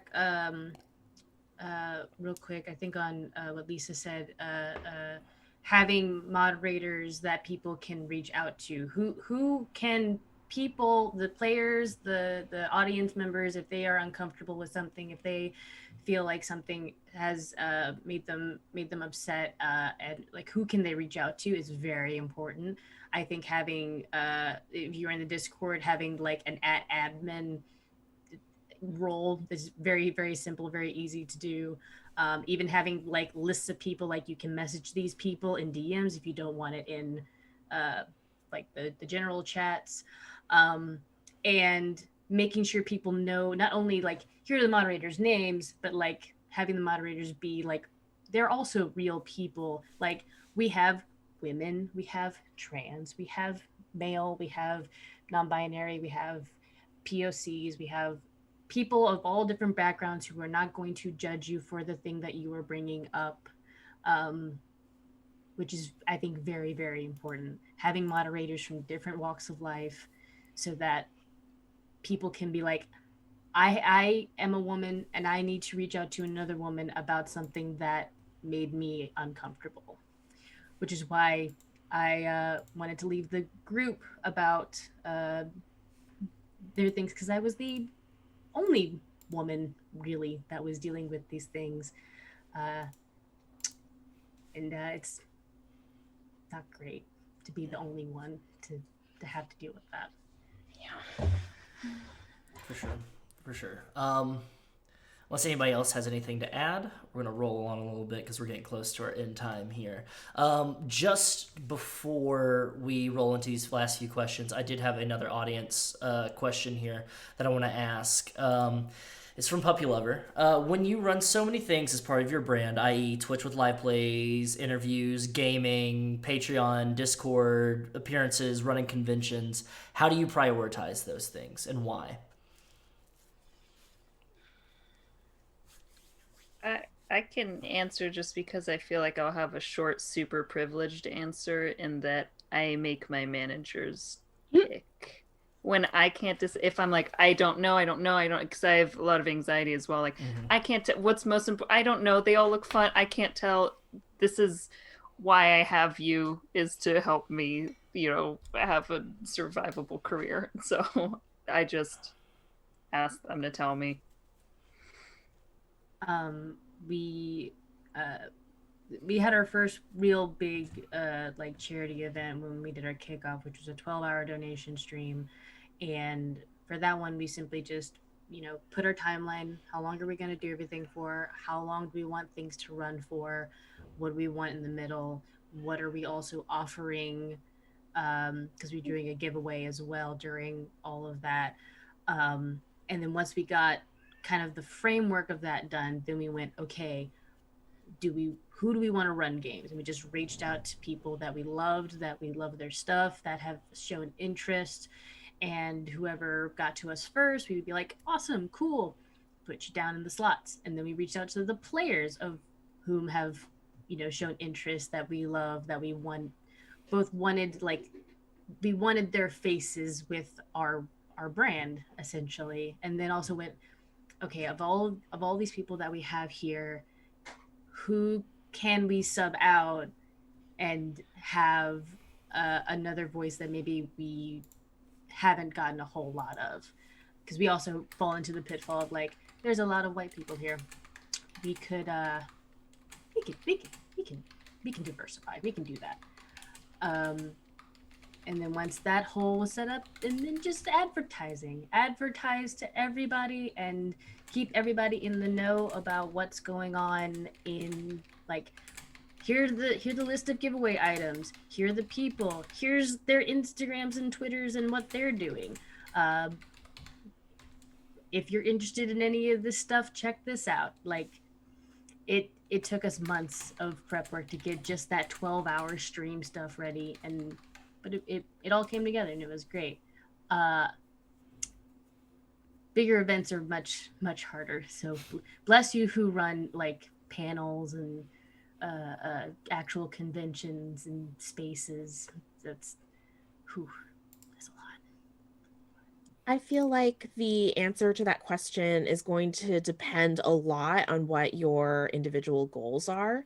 And that's going to tell you how you prioritize things. So if your goal is you want to support your local friendly game store economy or really foster your local community, then doing an in-person event at a game store, bringing people into the store at a time that isn't this year, obviously, that's probably where you should focus your attention. If you want to really show the world that there's a very diverse group of people in this hobby, and this hobby can be for you, maybe a more public streamed event is for you.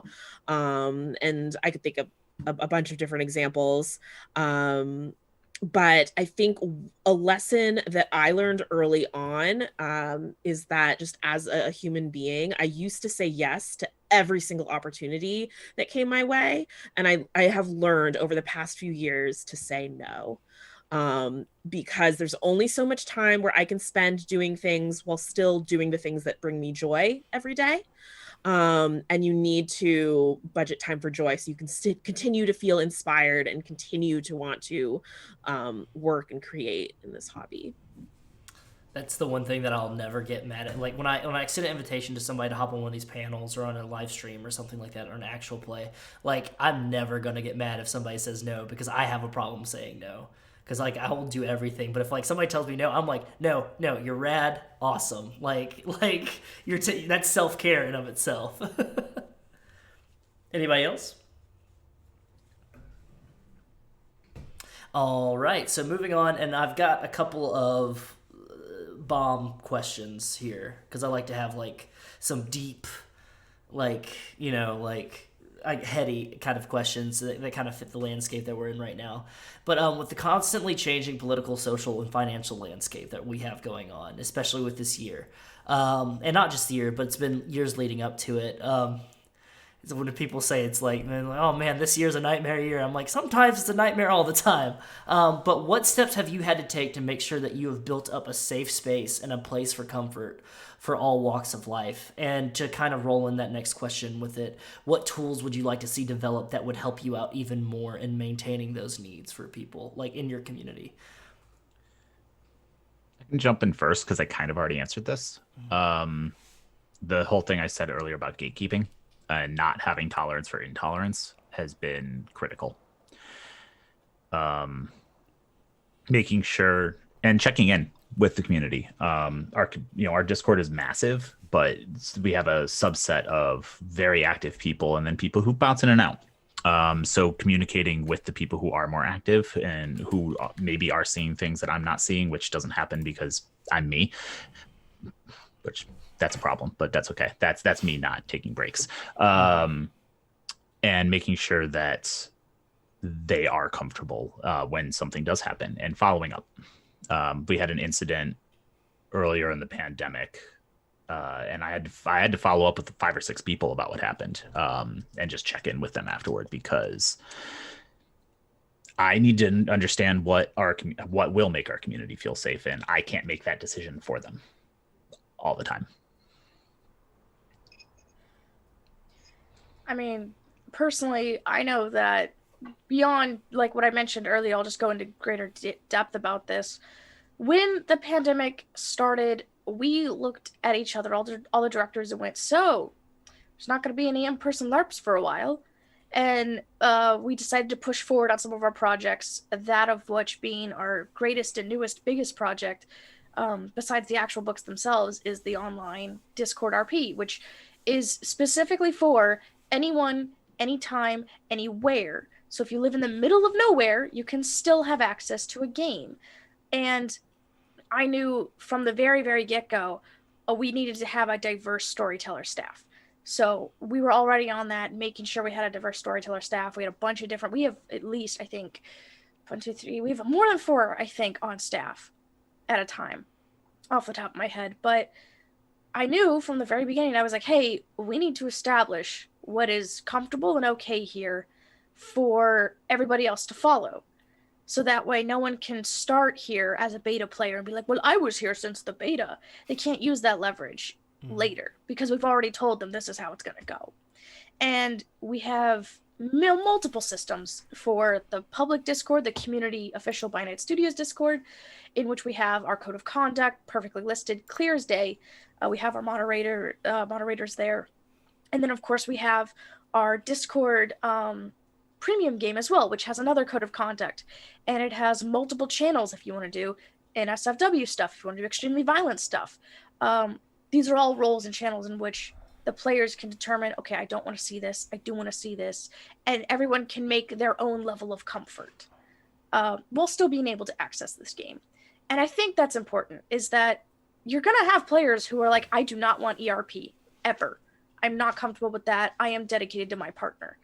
And you, as a storyteller, especially a storyteller for big LARP events, you just have to be like, yeah, that's fine. Cool. I mean, especially even if they don't have like, I am dedicated to a partner, even if they just don't want ERP, you as a storyteller have to make that accommodation. You just have to go, okay, cool. We'll find another way to do this. And this can get tricky with vampire because feeding can sometimes be seen as sexual. And therefore the storyteller will be like, all right, cool. You get a different sensation. You get, instead of ecstasy, you get a euphoria high, like a drug. There's always a way to bend a rule just enough so a player can still be included. Because personally, I've always thought the rules are more like guidelines anyway. And I'd rather have more players having fun together than actually the rules state that the feeding is a very intimate situation. So you have to be intimate. No, I'm not going to create a safe space for you. That's my Ben Shapiro, if anyone's wondering. But yeah, it's always just making sure that your players are safe. That's your first and foremost. And whether that's bending the rules to support them or creating spaces in which players who want special like ERP or special violent places, they can still play and have that. And making sure that there's places for everybody. Because everyone deserves a spot at the table, I think. If they can get their spot without being a dick about it. But, you know, if they go, hey, I don't want to do this, but I still want to play, can I still play? I've had a vampire player who does not like blood. That was quite a trip. But we managed to do it, and it should be done. Your player should feel comfortable. Respect. I also enjoy the Discord communities, how they've built and evolved with the quarantine, with the like, not just like RP channels in various spaces, but also having like a general chat with like various topics that people can just like jump in and talk about on their day-to-day stuff. Having a like, welcome to our Discord, here are the lines and veils, here's the code of conduct, if you want to like, you know, introduce yourself, here's the welcome page. And I love there's the Craftic Studios Discord is currently like the one that I always check daily, because there's like everybody in the general, just like there's like a good morning, there's like 25 good mornings in there, and then there's like fur friends where people just post pictures of their animals, and then there's like the food channel where people just post about their food, and it's sweet and it's nice and it's humbling. And then there's like yelling into the void channel where you just vent about the bullshit that's going on in your day-to-day life, and either people can like offer advice or they can just be like heard, same. And it's great. It's offering that community online without the stress of needing to do it like constantly. You can just pop in and out and get what you need and then get out, which I think is wonderful. I did actually have like a tool thing that I am realizing with like Twitch, and we also like provide, if you, oh god, I lost how I was going to word all of this. When you're normally playing it live and everything, normally you have maps and minis, and you know, when you're showing that to an audience now, sometimes people just have to do theater of the mind, and you have to get very descriptive.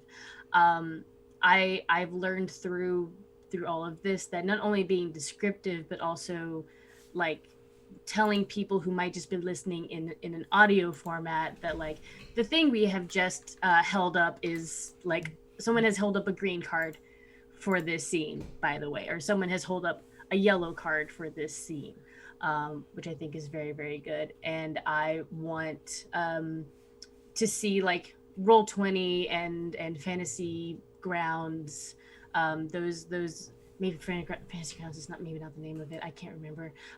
These areas that you are running games on to be helpful in not only having those safety tools, but also tools for individuals who are hearing or sight impaired. Twitch does not have a very good closed captioning. A lot of like web captioner sites are not as developed as they should be, and I would love to see more of that become more readily available as people are doing more of this stuff online. And even like in your text posts, describing things that are in pictures, so that people get the full visual of what they're seeing, so that everybody can be included. That's something that I'm hoping can adapt a little bit for YouTube, because right now for Twitch, I don't have like, there's closed captioning bots, but they don't work most of the time. And like YouTube, they have something within themselves where you can do closed captioning, but it's kind of, most of the time you have to type it up yourself. But I'm kind of hoping for that, because I think that's going to elevate the platforms much more, and like dyslexic friendly font, other accessibility options. I completely agree with you on that. That's we're seeing it happen in video games more now, and I would love to see it happen in like a space like this as well.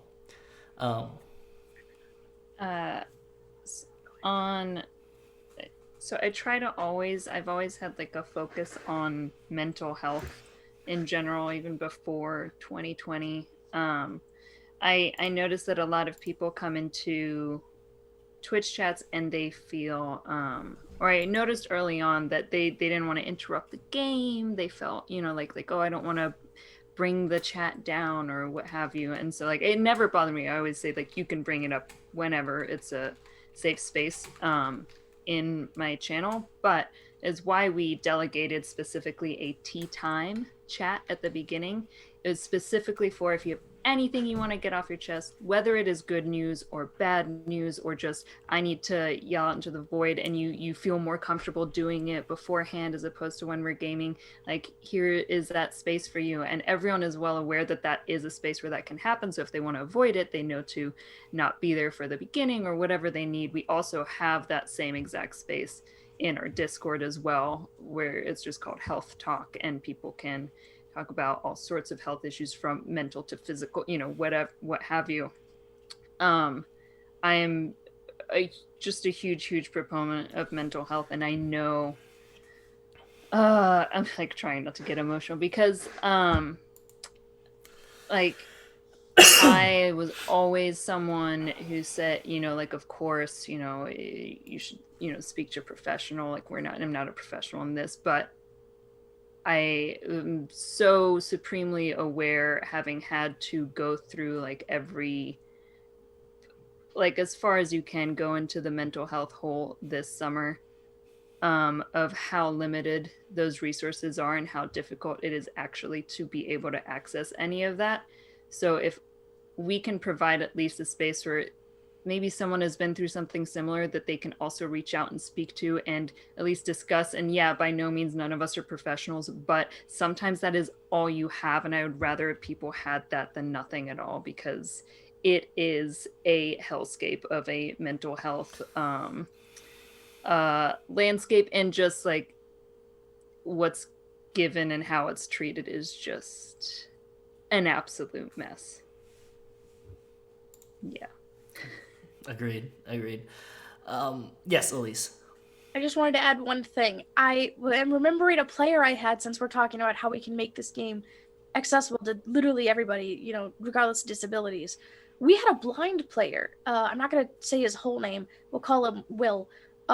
He was in our Texas LARP, and he was such a cool guy, but he was blind. And so we did rock, paper, scissors for chops, and most everything is done by sight in LARPs. So whenever we would do a chop, I would just let him go ahead and just touch and feel. And if he was standing by and someone would show something, I would just lean over and go, hey, Will, do you want to know what's going on? He'd be like, yeah. I'm like, all right, cool. This is what's happening. And it really comes down to a lot of players just uplifting one another and being there for each other. So if you're like, hey, because I remember Ellie actually told me, I think either a fan of Ellie's or someone on the Atlanta by Night team was transcribing the whole show so that people who are deaf could help and enjoy the show as well. Which I just think is important for everybody to be able to have and see and enjoy, because LARP and gaming is for everybody, I think, and everybody should be able to enjoy it and have access to it. And so it's not just up to the staff and up to the people who make the games, but if a player can help out too and just help uplift another player, I mean, the door's open. No one's going to stop you. Unless they say, hey, don't bother me or don't touch me. If they're asking, hey, could you help me do this? You should definitely go ahead and be like, yeah, sure, let me help you out. Real quick piggyback off of that. Sorry. No, you're fine. The asking for help, especially like if you just as simple as like, I'm not sure if I understand the rules, or I'm dealing with something and I need help dealing with it. Having the spaces to help with that, but also having I've had it happen before where someone was just like, I'm dealing with this thing and it's really tough for me and I need advice, and a lot of people were drained and could not offer advice, and the other person got very frustrated and angry, to which point someone had to like pull them aside and be like, hey, if this is something very serious and you do need someone to talk to, like, maybe calling somebody, because this is a hobby, this is a safe space, and we do want to offer like some reprieve from the outside world. But if you are dealing with something very serious, or if you are like screaming for help, and most of us are not licensed professionals in that field, like we can offer some help, but we also are dealing with our own things, and you must understand that. So it's okay to say no to helping somebody as long as there is another alternative. But if people are in these spaces expecting therapy in any sort of capacity, please actually seek real help. This is not me shaming anybody. Please seek real help if you are in a place. That's something that Ian did well with Gehenna. Oh, go ahead, Josephine. Yeah. No, I was like, I don't want to burst that bubble, but like going off of what I was saying, like honestly, like so many of those resources are not available. Yes, you have to be able, like not everyone's going to be able to help. Mm-hmm. But I think that like so many of us in these places are so used to sort of like navigating people to those resources and to these numbers and to all of these mm-hmm. things. And I just like have to firsthand say that they are not necessarily options. And it's not like, the thing is like, there's not an easy path here. Like there's no, like we don't have the infrastructure, like we don't have the right things in place. A lot of people will call those numbers and have horrible experiences that I wish that they would never have had. And just, it's just not as easy as it should be. It should be so much more accessible, but like, it's just not as easy as just sort of guiding them to those resources. Unfortunately, it should be. Yeah. That was like an extreme example, but I do know that I've seen a lot of people who are like, I want to help, but I am not in a good place myself to help somebody else out. So usually they don't have the spoons. Yeah, I've seen it happen where someone just they don't have the spoons, but they try to help another person out, and then they get drained and tired, and that just slowly dominoes effect into not wanting to be in that space anymore. I think that's the benefit of being in a community, and that's something that like is having people from so many different walks of life. There's often a chance where you might have somebody within the community that is able to know those steps and to handle that, and that can reach out that way. That's why it's good to develop these kind of groups and everything like that, and find these people in your life that help enrich it and everything like that. That's something that saved my life, was finding communities like Gehenna Gaming and everything like that. That saved my life because I didn't have those resources available at that time, because I didn't have insurance. I didn't have anything like that. But I will say, knowing who is in that community to point to that can help you out with that is important. That's why they call it mutual aid. I say charity streams a lot, but like I hate saying the word charity most of the time. Like I've been trying to change my language to mutual aid stream, because that's something that we have to do now, because the people above us that make decisions for us that don't listen more often than not, they're not doing things that they should be. So we have to take it upon ourselves to help each other and rely and try to help navigate those minefields. These are all excellent points. You're all doing great. This is a phenomenal stream. I'm getting emotional now. Dope. All right. We've got one more audience question, and then I'm going to wrap everything up here, and we're just going to go in a round. So let's do this lightning round, because I know that we've all got places to go. We got things to do. We got things to get ready for. So this is Talius. Talius, I hope I'm saying that right. I'm sorry. How do you handle members of your community who aren't mods that at times take it upon themselves to act as moderators? Do you accept this sort of self-regulating within the community, or do you prefer that these matters are only handled by moderators, even if the member is justified? And let's start with Lysa, and let's go in the round there. I feel like things should only be handled by moderators, because I don't want to make the exception. Well, I personally think this person is justified, so it's okay. And then the next person who I don't think is justified uses that as an example of my being unfair or something like that. So I like to treat people equally when I can. So I would prefer, if someone sees an issue, to take that to a moderator so that the moderator can then act on that. Excellent. Josephine? Yeah, I think it just depends on the situation. I mean, if it's something as simple as that's considered backseat gaming, someone just specifying, another chat member, sure, whatever. I haven't had the issue of someone going above and beyond and asking someone to ban someone else. So I haven't run into that, fortunately.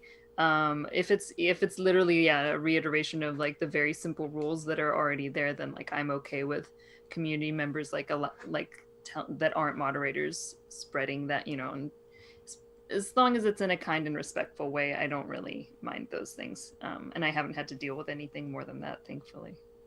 Excellent. Elyse? Again, like Josephine said, it's really a case-by-case basis for me. If it's something really simple, hey, don't use a slur, I'm pretty sure I would like the entire community to say, hey, don't use a slur. Which also I think is an auto offense on our Discord.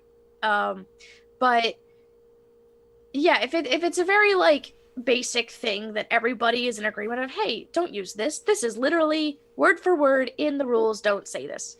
But if it's something like a questionable meme or a questionable rule call, or in gaming spaces especially, where it's well, I think so-and-so was sexist because he, shat on my neonate. And then so-and-so is well, actually, I'm just an elder and I'm just an asshole. Then that requires a more careful touch of a moderator to someone to actually dig in and go, okay, what is actually going on here? But if it's some basic stuff that I want the community to begin embracing, hey, let's uplift each other. Let's build a collective community that's helpful to one another. And so long as people are very nice about it, they go, hey, we don't use that language here. Or, hey, we don't talk about people like that here. Listen, man. And they go, oh, hey, I'm sorry. I didn't mean to. Then that's fine. But if someone is deliberately being belligerent over and over again, then you got to pull in the mods. But, I'd like my community, and I'd like to put some faith in our community, especially, to be hey, you guys can kind of police yourselves sometimes.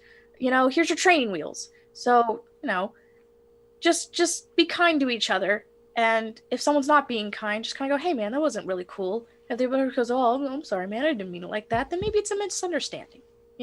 So again, case-by-case basis, it really does depend how nuanced it is or how basic it is. Excellent. Ian? I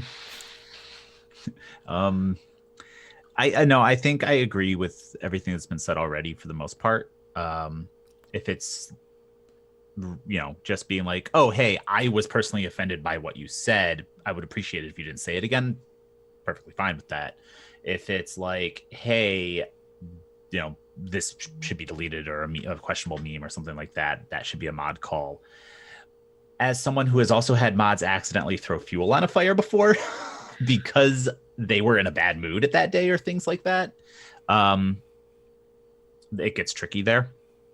And I do appreciate community members who will bring that to my attention, but I don't want that necessarily to be a public thing. I don't want them like doing it in public and being like, starting an argument with the mod, because then the mod's just going to get salty and ban them. And then I have to deal with all of that. So yeah, I would prefer things publicly be handled by mods, but sometimes it is important for a community member to step forward in a DM and be like, hey, a mod did this, that this is problematic. And then we deal with it. Excellent. And Nikki? Yep. Everything that has been said so far. No, it sometimes it just comes down to being like, yes, we want our community to police themselves on very small matters that are like outlined in our code of conduct that we have. If someone comes in and they don't know that we don't use certain language here, or this is not the channel for this particular kind of stuff, just being like, hey, that's not what this channel's for, maybe putting it in this one, like that's fine. But when it's actual, like someone's being belligerent and there's like, you can see the like paragraphs of like, well, no, I'm this, well, no, I'm that, that's when the mods need to come in and be like, let's sort this out. But I think self-policing in the community is what we also kind of enjoy, not necessarily enjoy, but something that is cultivated, where we kind of are like, yeah, no, if you come here, we don't use any of these slurs to any of the minorities. We don't use this term for these particular things. Like self-policing is good on like those very small base level things that are kind of like known if you've been in here a while, and then when you have new people and it's polite and it's courteous, it's when it gets past that point, that's when the moderators need to come in. Excellent. So we're about to wrap up here. The last thing that I need from each of you is I need you to give me one word of wisdom or piece of advice for anyone that is dipping their toes in or just starting out and building a community or starting to brand themselves or something like that. It can be anything at all that has to like remain in that. So this is the 3-parter thing. Then I need you to let us know about any future projects that you have coming up, because I want everyone watching this and whoever's watching this in the future to support you wonderful people for coming on here and using your time and everything like that. And then the last thing I need from you, that's a 4-part thing. Last thing I need from you is I need you to plug yourself, where we can find you on the social medias and content related wise and everything like that. The last thing is I need you to have a great rest of your evening, but we'll get to that point of it.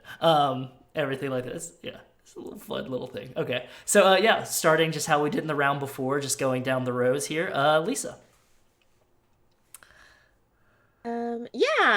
So my one word of advice would be, if you're starting out, to focus on those ABCs I talked about: authenticity, boundaries and expectations, and communication.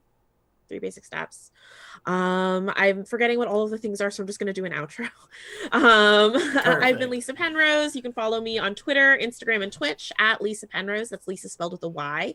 And I'm the brand manager for Dungeon Masters Guild, which is at DMs_guild on Twitter and Instagram. Most of my projects I can't talk about today, but a few I will be announcing next week. So give me a follow on Twitter if you want to hear what those are. Excellent. Josephine.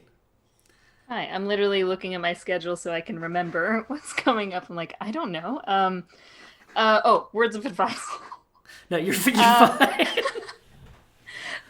For me, I think with something creative, everyone kind of just wants to go into a creative field just because it seems fun and glamorous and what have you.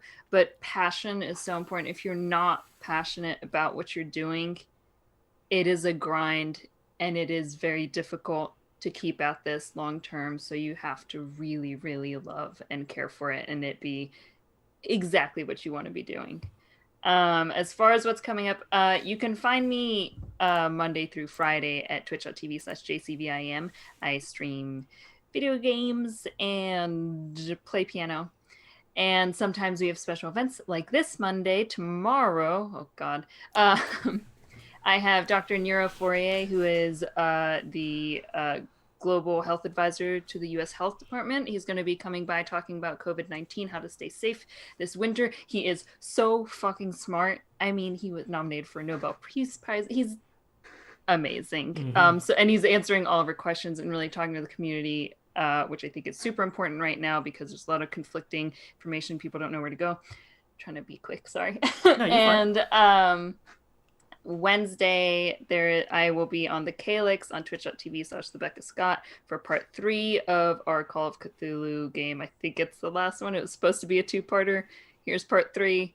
And then on Saturday, we are doing a big 8-hour marathon stream for the final weekend of our sci-fi tabletop show Eclipse's Indiegogo campaign, which we've been raising for season 2. We did season 1 this past October on my channel, and it was a ton of fun. It's using the Mothership RPG system. But anyway, we're doing a big marathon stream to like hype it up, and we're going to be playing games. There's so many people on it, but I think family related specifically might be interested in the one shot that is happening at 5 p.m. run by Alex Ward for B. Dave Walters, Cynthia Marie, myself, and Elyse. And did I forget anyone? And Xander. Oh my God, and Xander. Anyway, it's going to be ridiculous. We're playing ourselves. I'm sorry, I didn't know about that. That's awesome. Sorry, I didn't mean to laugh like that. That just got me off No, guard. no, you can laugh. That's amazing. Ourselves. That's so we all think it's just Alex's own fantasy and wanting to torture us. So there we go. Can we take bets on which one of you dies first? Go for it. I think I already have an idea. We'll start a bet, and then but the thing is that the winnings go to the Indiegogo campaign. Perfect. Exactly. There we go. Yeah. See. Yeah, So, and there will be tons of giveaways of sci-fi games and all good stuff. Yeah. Dope. That's it. All right, Elyse. Cool. My word of wisdom is if you want to get into putting yourself out there and making a brand for yourself, like I say, constant communication. You have to be posting all the time like it's your job. Because if you want it to be your job, you need to act like it. You can't just be like, oh, I'll make like one post and then disappear for 6 months, unless you have a very legitimate reason like mental health or something like that. Mm-hmm. But if you want to do this, you have to treat it like your job. So constant communication with everybody. My socials are at Elyse Haws on Twitter, just my name. And on Facebook, it's still my name. Instagram, though, is at Skipper54, spelled with a C. So it's SCIPPER54. That's just my cosplay and stuff. That's just me hanging out. For future projects, By Night Studios, of course, you can just like By Night Studios. You can follow all our socials, Facebook, Twitter, Instagram. All of it's there. Our main projects are coming out of our work stuff. So we've got brand new merch stuff coming out. We've got a new necklace just in time for Christmas. We've got gift cards. We've got our new tie cufflinks and ties that are Ventru, Camarilla, and La Sombra. Currently, the La Sombra are out buying the Ventru, which I think is hilarious. Personal projects on my end. I have nothing cooking actively right now that I can talk about. But if you follow me in my socials, I will, as soon as I get the green light, I'll be able to talk about them. But yeah, and it's not just vampire stuff over on my socials. There's other stuff I do despite popular belief. But yeah, so that's about everything I'm up to and everything my work's up to. Oh, and I'm sporting the Camarilla pin tonight. Oh, this nice. One. Nice. Here, I'll show you guys. And Ian. You can find most of the stuff I'm doing at GehennaGaming.com or twitch.tv/GehennaGaming or Gehenna Gaming on all places where social medias are found. And Gehenna Gaming on all places where you can purchase podcasts, and Gehenna Gaming and Gehenna Gaming and Gehenna Gaming. Personally, I think my Twitter handle is beneath my face. So you can follow me at Ravnos on Twitter and at Ravnos13 on other platforms, I think, because I wasn't lucky enough to be like Twitter, Twitter user number 4 everywhere. Word of advice, listen to diverse voices, especially if you look like me. Seriously, listen to diverse voices, especially when they tell you you're doing something wrong. And upcoming stuff. I'm in this little game called Iron City by Night next Sunday on this Twitch channel. Thursdays, I'm in a Witchburner game over on Gehenna Gaming, and I think we're wrapping that in the next 2 sessions. It's really fun. I play a very quiet, meek person for now. And run, Lysa, run. Oh, great. Thank you, Zach.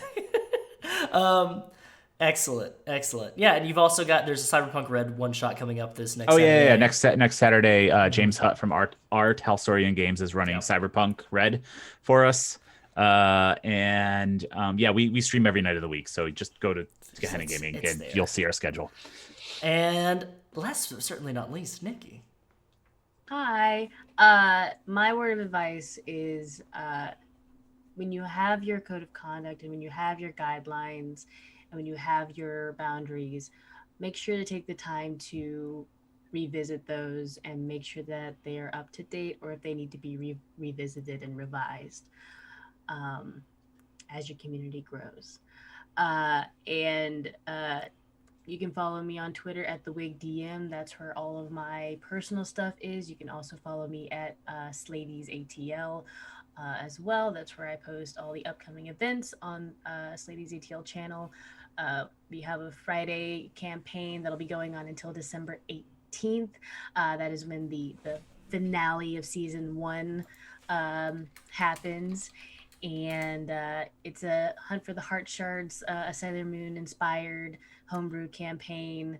It's got magical girls, it's got love, it's got other things that are also important to people.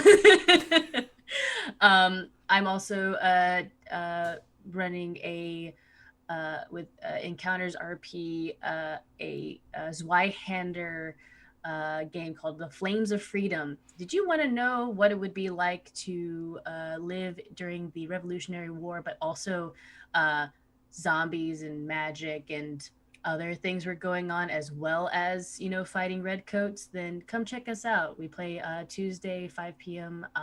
Eastern time. And then right after that, on Tuesdays at 8 p.m., I'm with Craftic Studios playing Nia, our sexy bard lady in Saving Face, a beautiful world run by Justin McGregor. It's a whole lot of fun. You can also find me at Final Show Films, where I play an adorable goblin who likes to coat himself in butter. And the bi-weekly one-shots. Every other Monday, I get a bunch of fun Twitter family together and run a hilarious one-shot. Most of us are usually bi. All of us are disasters. It's a good time. Excellent. Sorry, the goblin covered in butter thing just got me. So it's look, Scuzz he has a brand. That's it. It's butter. I can't believe it's not a butter goblin. Okay. Josephine, you said you had one more thing to tack on here at the end, and then I will go ahead and carry us on. I just wanted to add, because it's something that I constantly still have to remind myself of, and especially after panels like this. I used to go to panels all the time at South by Southwest, and you can hear all the advice in the world on how you should do this and how things are supposed to go, but in the end, besides being a decent human being and not hateful, and that's all stuff you absolutely should do, but the rest of it, these are just guidelines, and it doesn't necessarily mean that that's going to be the path for you. There's so many different ways in the creative industry to make it, and just because maybe you can't do this one way that someone else is doing, that does not mean that this is the place for you. Excellent. Yeah, that's it. Excellent. That's a perfect button to leave this on here, so I'm going to go ahead and take us home real quick. So I would like to thank each and every single one of these guests here, these panelists, these experts. They're all wonderful human beings. You should go ahead and give them a follow. You should go ahead and support them. You should go ahead and give them money for the things that they do. You should pay content creators. You should help support them, because you know what? We don't have a lot of people supporting the arts and content creation like this going on right now, but it is to people like you that people like us are able to do things like this. And if you want to see more of stuff like this, then you can go ahead and you can follow right down below. It's a little heart thing. You just go ahead and hit follow on Carrion Comfort Studios. It doesn't cost anything. I'm not going to charge you for it. You can subscribe. You can go over to our YouTube channel. This is where all of these streams are going to be archived, including this one, and it's going to go live at noon on Wednesday if you missed all those bits and pieces. On top of that, keep your eyes peeled. Like I said at the beginning of the stream, we're back on Wednesday with Tell Me Why Chapter 3. We're going to be wrapping that up, and then we're going to be talking about what we're going to be playing next. And some more updates on stream. If you want to see me rant about DMCA or anything like that, then come on by. I think I had a full hour of that last stream where I was just like shaking my fists at the gods. Sunday, Iron City by Night, Chapter 4. I got it right that time, Ian. Chapter 4, Wicked Ways. It will be great. The coteries all split up. They're doing their separate things. So let's figure out what happens on that. Not worried about that title at all. Not worried about it at all. It's great. It's fine. On top of that, you can get all of the merch for the stream and everything and other fun, cool designs at thirsttrapmothman.threadless.com. And you can also... I don't know. Just check me out on Twitter. It's down below, at Comfort Carrion or at BrotherXWes on Twitter. Same thing on Instagram. And you can also hop in our Discord. The link is down below. Go ahead and hop in. Let's talk about what we talked about here on the stream. Let's talk about other things. There's literally a channel for everything. Also, I am looking through applications and looking for applications for a stream that's going to be happening next year that's called Crack the Sky Alpha. We're going to be using the Lancer system. And if you like Gundam, if you like metal, if you like Starship Troopers, if you are queer as fuck, and you don't give a shit about it, and you love mecha and kaiju and all that good stuff, throw in an application. You can find it on the Twitter. Just throw in an application. That's just letting me know who you are, how I can reach to you, and then we'll start the conversation from there and see if you're going to be a good fit for it. So, I hope you all have a great rest of your evening. I hope you drink plenty of water. I hope you take your medication. I hope you figure out everything that's going on. Today was tough, but there's always tomorrow. Take care of yourself. Self-care is an act of rebellion. Do not forget that Black Lives Matter. Do not forget that trans rights are human rights. Do not forget any of those things. Love each other. Lift up each other's voices, especially those that do not have a platform or anything like that. And I hope you have a great rest of your evening, and do not forget, comfort comes soon. Goodbye, everybody. Oh.